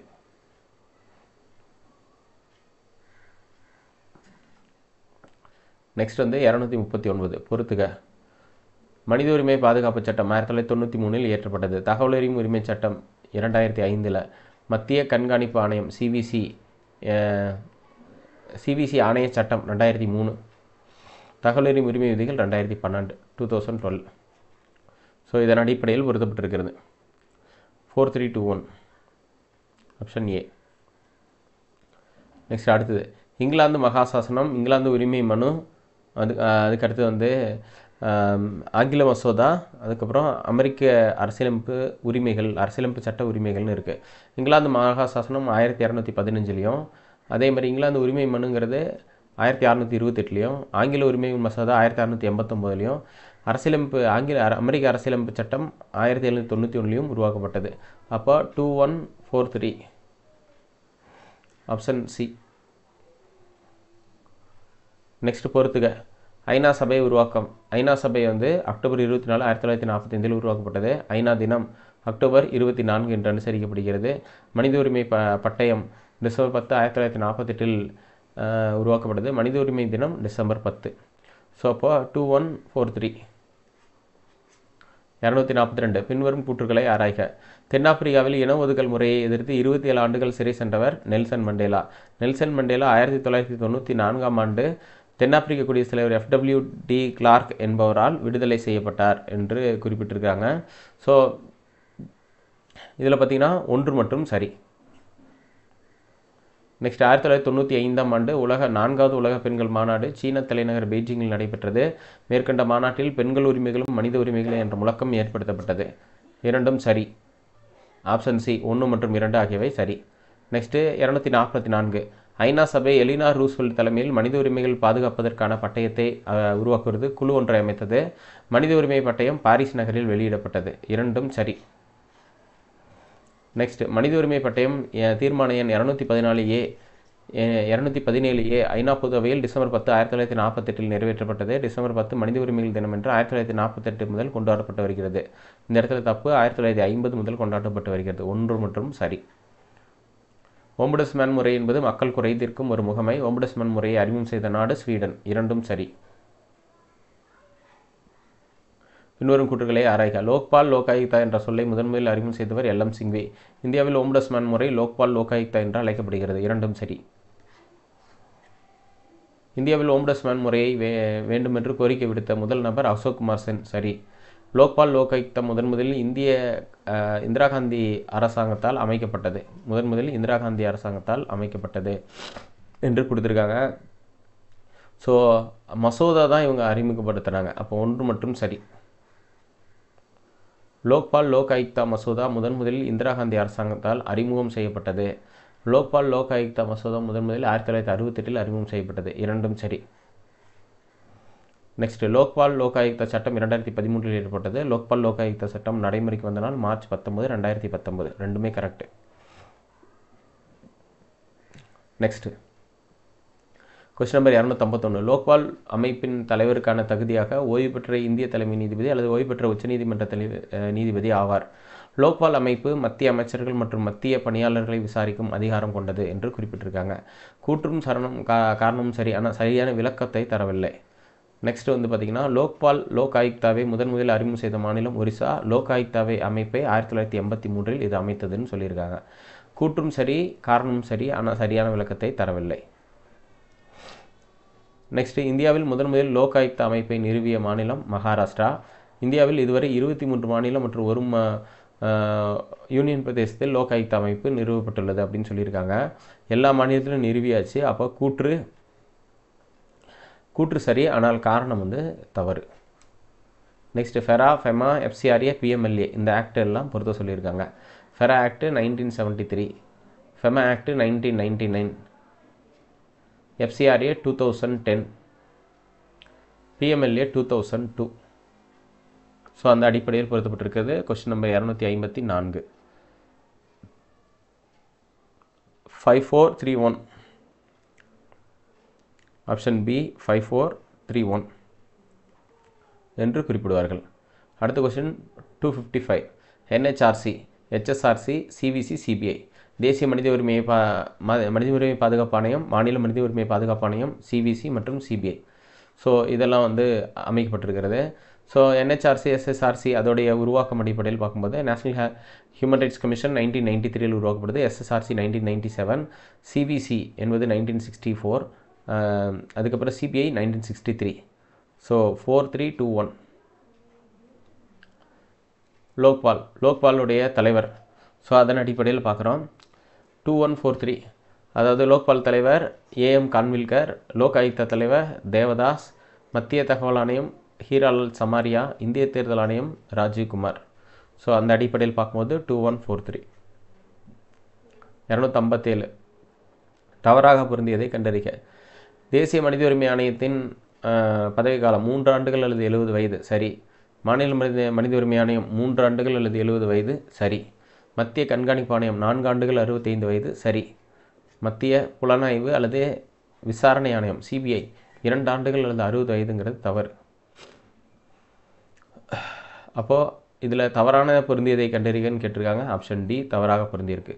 நெக்ஸ்ட் 258 ஊழல் தடுப்பு சட்டம் 1988 கொண்டு வரப்பட்டது. சரியாக பொருந்தியதை கேட்குறாங்க. அப்போ இது தவறாக பொருந்தியிருக்கு. டெல்லி காவல்படை சட்டம் சரியாக பொருந்திருக்கு. சிறப்பு காவல்படை சட்டம் சரி, இது தப்பு. அப்போ ஆப்ஷன் டி சரியாக பொருந்திருக்கிறது. தேர்தல் ஆணையர்கள் மற்றும் தலைமை தேர்தல் ஆணையர் ஆகியோரின் சம்பளம் யாருக்கு இணையானது? கேபினெட் செயலாளருக்கு இணையானது. மாற்றிட்டாங்க இதை அமெண்ட்மெண்ட் மூலிமா. 260 தமிழ்நாடு மாநிலத்தின் தகவல் ஆணையரின் பெயர் என்ன? முகமது சாஹில் அக்தர். மத்திய அரசின் அமலாக்கத்துறை. Question number 261. 261 மத்திய அரசின் அமலாக்கத்துறை அமைக்கப்பட்ட ஆண்டு.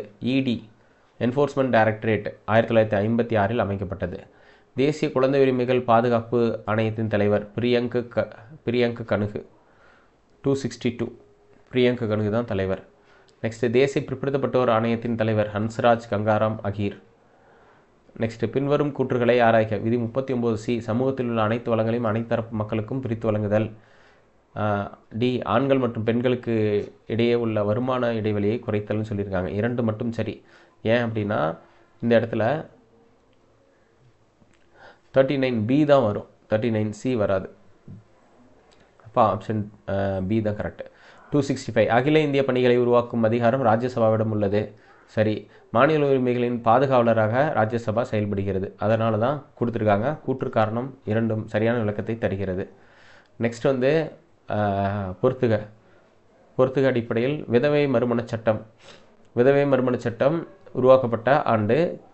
சிறப்பு திருமணச் சட்டம், இந்து திருமணச் சட்டம், இந்து வாரிசுரிமை சட்டம் இது எப்போ உருவாக்குனாங்க அப்படிங்கிற அடிப்படையில் கேட்குறாங்க. 4321 விதவை மறுமணச் சட்டம் 1956, சிறப்பு திருமணச் சட்டம் 1954, இந்து திருமணச் சட்டம் 1955, இந்து வாரிசுரிமை சட்டம் 1956. தவறாக பொருந்தியதை கண்டறிக. 52 குடியரசுத் தலைவர், 63 துணை குடியரசுத் தலைவர், 73 மத்திய சட்ட அதிகாரி, 93 சபாநாயகருக்கு பதிலாக ராஜ்யசபா தலைவர் கொடுத்துருக்காங்க. அப்போ இது வந்து incorrect. 267 option D. Next Kesavananda Bharati வழக்கு 1973, மினர்வா மில் வழக்கு 1980, சந்திரகுமார் வழக்கு 1997 வரணும். இது தப்பாக பொருந்திருக்கு. 2 இணைகள், எத்தனை இணைகள் தவறாக பொருந்திருக்குன்னா ஒரே ஒரு இணை மட்டும் தவறாக பொருந்தியுள்ளது. விதி கொஸ்டின் நம்பர் 269 மாநில கட்சி அந்தஸ்தை பெறுவதும் தகுதிகளில் தவறானது எது அப்படின்னு வந்து கேட்டிருக்காங்க. ஸோ எது தவறானது அப்படின்னு வந்து கொஸ்டின் கேட்டிருக்காங்க. கொஸ்டின் நம்பர் 269 மாநில சட்டமன்ற தேர்தலில் 6% வாக்கு சதவீதத்துடன் 2 இடங்களில் வெற்றி பெற்றிருக்க வேண்டும். இது சரிதான். அதுக்கடுத்து லோக்சபா தேர்தலில் 6% வாக்குறுதியுடன் ஒரு இடத்தில் வெற்றி பெற்றிருக்கணும். அது சரி. மாநில சட்டமன்ற தேர்தலில் 3% இடங்களில் வெற்றி அல்லது 3 இடங்களில் வெற்றி எது குறைவானதோ பெற்றிருக்க வேண்டும். இது வந்து தப்பு. ஏன்னா எது அதிகமானதோ அங்கே பெற்றிருக்க வேண்டும், குறைவானதோன்னு வராது. சரிங்களா? தப்பு. லோக்சபா சட்டமன்றத்தில் 8% வாக்குகள் பெற்றிருக்க வேண்டும். அப்போ இதுக்கு ஆன்சர் வந்து சி.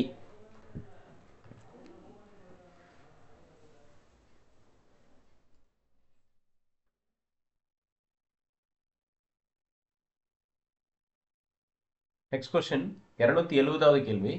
இந்தியாவின் புதிய பாராளுமன்ற கட்டடம் திறந்து வைக்கப்பட்ட நாள். புதிய பாராளுமன்ற கட்டடம் திறந்து வைக்கப்பட்ட நாள் மே 28, 2023 அன்றைக்கு திறந்து வைக்கப்பட்டது. நெக்ஸ்ட் பின்வரும் கூற்றுகளை ஆராய்க. இந்தியாவின் 2வது துணை குடியரசுத் தலைவர் ஜாகிர் ஹுசேன் ஆவார். இந்தியாவின் 3வது குடியரசுத் தலைவர் ஜாகிர் ஹுசேன் ஆவார். KR நாராயணன் அவர்கள் துணை குடியரசுத் தலைவராக பதவி வகித்த பின்பு குடியரசுத் தலைவராக பணியாற்றினார் என்று 3 ஸ்டேட்மெண்ட் கொடுத்துருக்காங்க. இந்த 3 ஸ்டேட்மெண்ட்டுமே சரி. இரண்டாவது துணை குடியரசுத் தலைவர் என்பவர் ஜாகிர் ஹுசேன், மூன்றாவது குடியரசுத் தலைவர் ஜாகிர் ஹுசேன், KR நாராயணன் அவர்கள் துணை குடியரசுத் தலைவராக இருந்து தான் குடியரசுத் தலைவராக பணியாற்றினார். Next question number 272. இந்தியா மற்றும் பாகிஸ்தானுக்கு இடையே சிம்லா ஒப்பந்தம் 1972 ஜூலை 2 அன்று கையெழுத்தானது. மேற்கண்ட ஒப்பந்தம் சிம்லா ஒப்பந்தத்தில் பாகிஸ்தான் பிரதமர் ஆயூப் கான் மற்றும் இந்திய பிரதமர் இந்திரா காந்தி ஆகியோர் கையெழுத்திட்டனர். சிம்லா ஒப்பந்தத்தின் மூலம் இந்தியா மற்றும் பாகிஸ்தான் இடையிலான வர்த்தகம் விரிவாக்கம் செய்யப்பட்டது அப்படின்னு சொல்லிட்டு கொடுத்துருக்காங்க.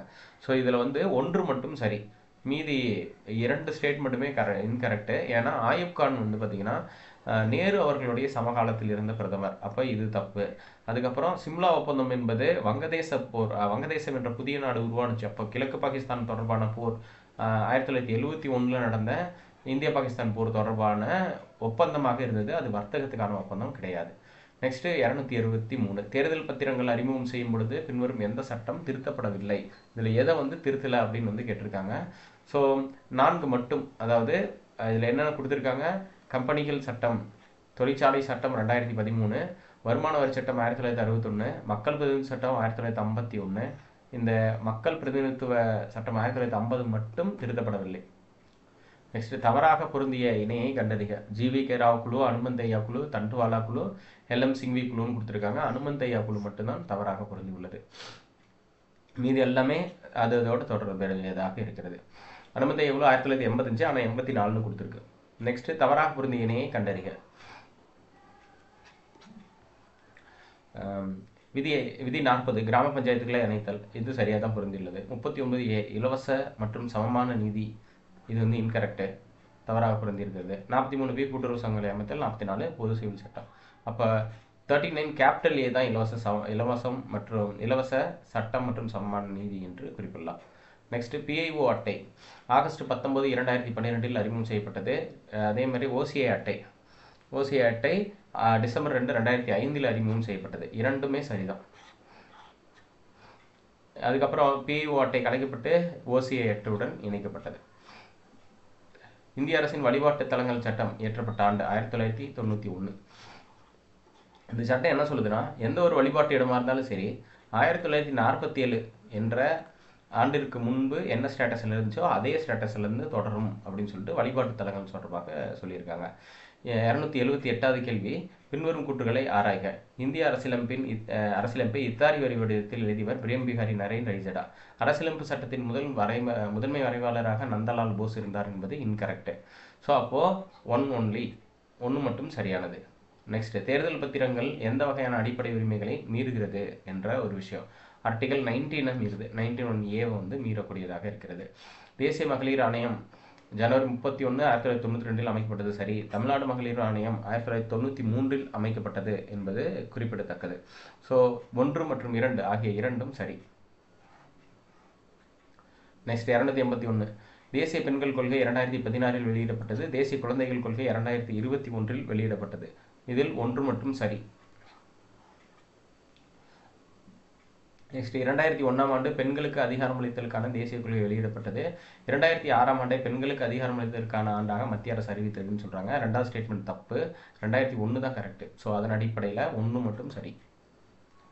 283. தமிழ்நாடு தேர்தல் ஆணையத்தின் தற்போதைய தலைவர் யார்? ஜோதி நிர்மலா சாமி சமீபத்தில் நியமிக்கப்பட்டார். அதுக்கப்புறம் மருத்துவ முறை கருக்கலைப்பு சட்டம், குடும்ப வன்முறை தடுப்பு சட்டம், கருவில் இருக்கும் குழந்தைகள் பாலின அறிவித்தல் தடை சட்டம் அப்படின்னு சொல்லியிருக்கு. இதில் சரியாக பொருந்தியவை அப்படின்னு கேட்டால் மருத்துவ முறை கருக்கலைப்பு சட்டமும் குடும்ப வன்முறை சட்டமும் சரியாக பொருந்தி இருக்கிறது. இந்த கருவில் இருக்கும் குழந்தை பாலின அறிவித்தல் தடை சட்டம் 1994. Pre conception prenatal diagnostic techniques act என்று இதோட பேர். அதுக்கப்புறம் 2 இணைகள் மட்டும் சரியாக பொருந்தியுள்ளது. 285. ஜம்மு காஷ்மீர் சுதேச பிரதேசத்தின் ஆட்சியாளர் ராஜா ஹரிசிங் ஆவார். பத்தான் என்ற பழங்குடியினர் ஜம்மு காஷ்மீர் மீது ஆயுதம் ஏந்திய தாக்குதல் நடத்தியதால் அவர் இந்தியாவுடன் இணைத்தார். ரெண்டுமே சரியானது. நெக்ஸ்ட் ஜுனாகத் சுதேச பிரதேசத்தின் திவான் ஷானவாஸ் பூட்டோ குடும்பத்துடன் ஆப்கானிஸ்தானுக்கு தப்பி சென்றார் என்பது தவறு. பாகிஸ்தானுக்கு தான் தப்பி சென்றார். 1 மட்டும் சரி. நெக்ஸ்ட் 287. பின்வரும் எந்த அரசு நெறிமுறை கோட்பாடுகள் நடைமுறைப்படுத்தும் பொழுது அடிப்படை உரிமைகள் மீறப்பட்டாலும் அது செல்லுபடியாகும் என்று குறிப்பிடக்கூடிய தன்மை எதுக்கு இருக்குது அப்படின்னு வந்து கேட்குறாங்க. அப்போது பின்வரும் எந்த அரசு நெறிமுறை கோட்பாடுகள் நடைமுறைப்படுத்தும் விதத்தில் சட்டம் இயற்றும் போது அடிப்படை உரிமைகள் விதி 14, 19 ஆகியவை மீறப்பட்டாலும் அரசியலமைப்பு ரீதியாக செல்லும்னு சொல்கிறது ஆப்ஷன் டி.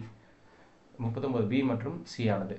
பேச்சு, எழுத்து, கருத்து சுதந்திரம் மீது எந்த நிகழ்வுகளில் சில கட்டுப்பாடுகள் விதிக்கப்படுகின்றன அப்படின்னு வந்து குறிப்பிடுறாங்க. அதாவது இந்திய இறையாண்மை தொடர்பான இதில் கட்டுப்பாடு இருக்குது, வெளிநாட்டு ராஜதந்திர உறவுகள் மீது கட்டுப்பாடு இருக்குது, பொது ஒழுங்கு தொடர்பான விஷயங்களில் கட்டுப்பாடு இருக்குது, நீதிமன்ற அவமதிப்பு தொடர்பான விஷயங்களில் கட்டுப்பாடு இருக்குது. அப்போ ஆப்ஷன் டி. 288 ஆப்ஷன் டி வந்து 4மே கட்டுப்பாடுடையதான். இன்னொரு வழக்குகளில் விதி 21 தொடர்புடைய வழக்கு எது அப்படின்னு வந்து கேட்டிருக்காங்க. சர்வன் சிங் சஹானி வழக்கு, அதே மாதிரி ஷீலோ ஃபர்சே வழக்கு, பரமானந்த கட்டார வழக்கு, காமன் காஸ்ட் சொசைட்டி வழக்கு அப்படின்னு வந்து சொல்லியிருக்காங்க. இந்த 4மே ஆர்டிகல் 21 தொடர்பானது தான். Option D. நெக்ஸ்ட்டு 290 ராயல் ஆணையம் என்று அழைக்கப்பட்ட லீ கமிஷன் 1924ஆம் ஆண்டு அரசு பணியாளர் தேர்வாணையத்தை அமைக்க பரிந்துரை செய்தது. இந்திய அரசு சட்டம் 1919 பிரிவு 96C அடிப்படையில் அரசு பணியாளர் தேர்வாணையம் உருவாக்க வழிவகை செய்யப்பட்டது. மத்திய அரசு பணியாளர் தேர்வாணையம் அக்டோபர் 1, 1926 அமைக்கப்பட்டது. இந்த 3 ஸ்டேட்மெண்ட்டில் எதெல்லாம் கரெக்ட் அப்படின்னு கேட்டால் கொஸ்டின் நம்பர் 290 3மே சரிதான். 3மே சரி. நெக்ஸ்ட் சர்க்காரியா குழு தொடர்பான தவறான தகவல் எது? சர்க்காரியா குழு தொடர்பான தவறான தகவல். சர்க்காரியா குழு 247 பரிந்துரைகள் வழங்கியிருக்கோம். இந்த இடத்துல 257 கொடுத்துருக்காங்க. இதுதான் தவறு. சர்க்காரியா குழு 1983 அமைக்கப்பட்டது. இது மாநிலங்களுக்கு இடையிலான குழுவை உருவாக்க பரிந்துரைத்தது. 3 மொழி கல்விக் கொள்கை இந்தியாவில் ஒற்றுமையை வளர்க்கும் என்று சர்க்காரியா குழு குறிப்பிட்டது. அப்போ இது 3 சரி, சிங்கிறது தப்பு. நெக்ஸ்ட் 292 330 லோக்சபா தேர்தலில் SST இடஒதுக்கீட்டை பற்றி குறிப்பிடுகிறது. 330A லோக்சபா தேர்தலில் மகளிர் இடஒதுக்கீட்டை பற்றி சொல்லுது. 334A சட்டமன்ற தேர்தலில் மகளிர் இடஒதுக்கீடுங்கிறது தப்பு. அப்போ 2 இணைகள் மற்றும் சரியானது. நெக்ஸ்ட் 293 சரியாக பொருந்தியதை கண்டறிக. சரியாக ரஷ்யா டூமா இது மட்டும் சரியாக பொருந்திருக்குது. ஜப்பான் டயட்டு தப்பாக பொருந்திருக்குது. கனடா பார்லிமெண்ட்டு, பூட்டான் வந்து சோக்டு இதெல்லாம் வந்து தப்பாக பொருந்திருக்கு. டூமா மட்டும் சரி. Russia option B. 294 தேசிய சட்டப்பணிகள் ஆணைய சட்டம் 1987 அமைக்கப்பட்டது. சரி. தேசிய சட்டப்பணிகள் ஆணையம் நியமிக்கப்பட்ட ஆண்டு வந்து 1995. இதுவும் சரி. அதோடைய செயல் தலைவராக நீதிபதி சஞ்சீவ் கண்ணா இருக்கிறதும் சரி. அப்போ 3மே சரி. நெக்ஸ்ட் 295 லோக்பால் தலைவர் கான்வில்கர் சரி.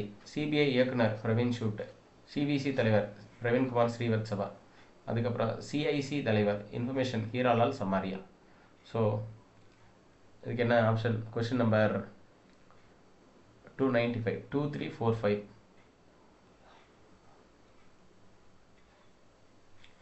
பின்வரும் லோக்சபாக்களில் மிக நீண்ட காலம் பதவி வகித்த லோக்சபா எது அப்படின்னு சொல்லுவாங்க.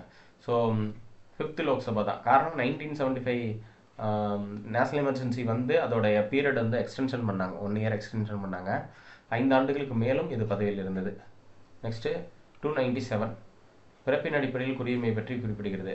விதி 5 குடியுரிமையின் தொடக்கம் மற்றும் பிறப்பின் அடிப்படையில் குடியுரிமை பற்றி இது சொல்லுது. இது சரியானது. நெக்ஸ்ட் பாகிஸ்தானிலிருந்து இந்தியாவிற்கு ஜூலை 19, 1948க்கு முன்பு குடிபெயர்ந்தவர்கள் பற்றி இது வந்து குறிப்பிடுகிறது அப்படின்னு வந்து சொல்கிறாங்க.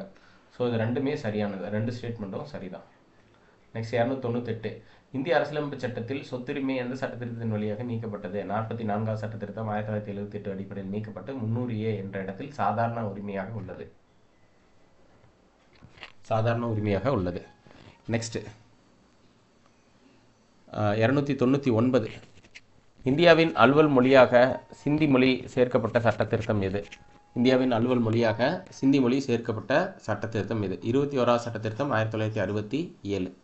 இதுதான் இந்தியாவின் அலுவல் மொழியாக சிந்தி மொழி சேர்க்கப்பட்டது. நெக்ஸ்ட் 300 ராசாக்கர் என்ற ஆயுதப்படையை ஹைதராபாத் சுதேச பிரதேசத்தில் நடத்தியவர் காசிம் ரிஸ்வி என்று குறிப்பிடுவாங்க. ராசாக்கர் என்ற ஆயுதப்படையை ஹைதராபாத் சுதேச பிரதேசத்தில் நடத்தியவர் காசிம் ரிஸ்வி. இந்தேகத் முசல்மான் என்ற அமைப்பின் தலைவர் ஒஸ்மான் அலின்னு கொடுத்துருக்காங்க. அது தப்பு. இது வந்து தவறானது. இந்தேகாத் முசல்மான் என்ற அமைப்பின் தலைவராக இந்த காசிம் ரிஸ்வியே தான் இருந்தார் அப்படிங்கிறதும் குறிப்பிடத்தக்கது. ஸோ 300 என்பது 1 மட்டும் சரி என்று நாம் குறிப்பிடலாம். ஸோ இதுதான் மொத்த கேள்விகளோட எண்ணிக்கை 300 கேள்விகளையும் நம்ம பார்த்துருக்குறோம். இதிலிருந்து நமக்கு டைரெக்டாக எக்ஸாமுக்கு கேள்விகள் வருவதற்கான வாய்ப்புகள் அதிகமாக இருக்கிறது. மீண்டும் ஒரு முக்கியமான டாப்பிக்கில் சந்திக்கலாம். நன்றி, வணக்கம்.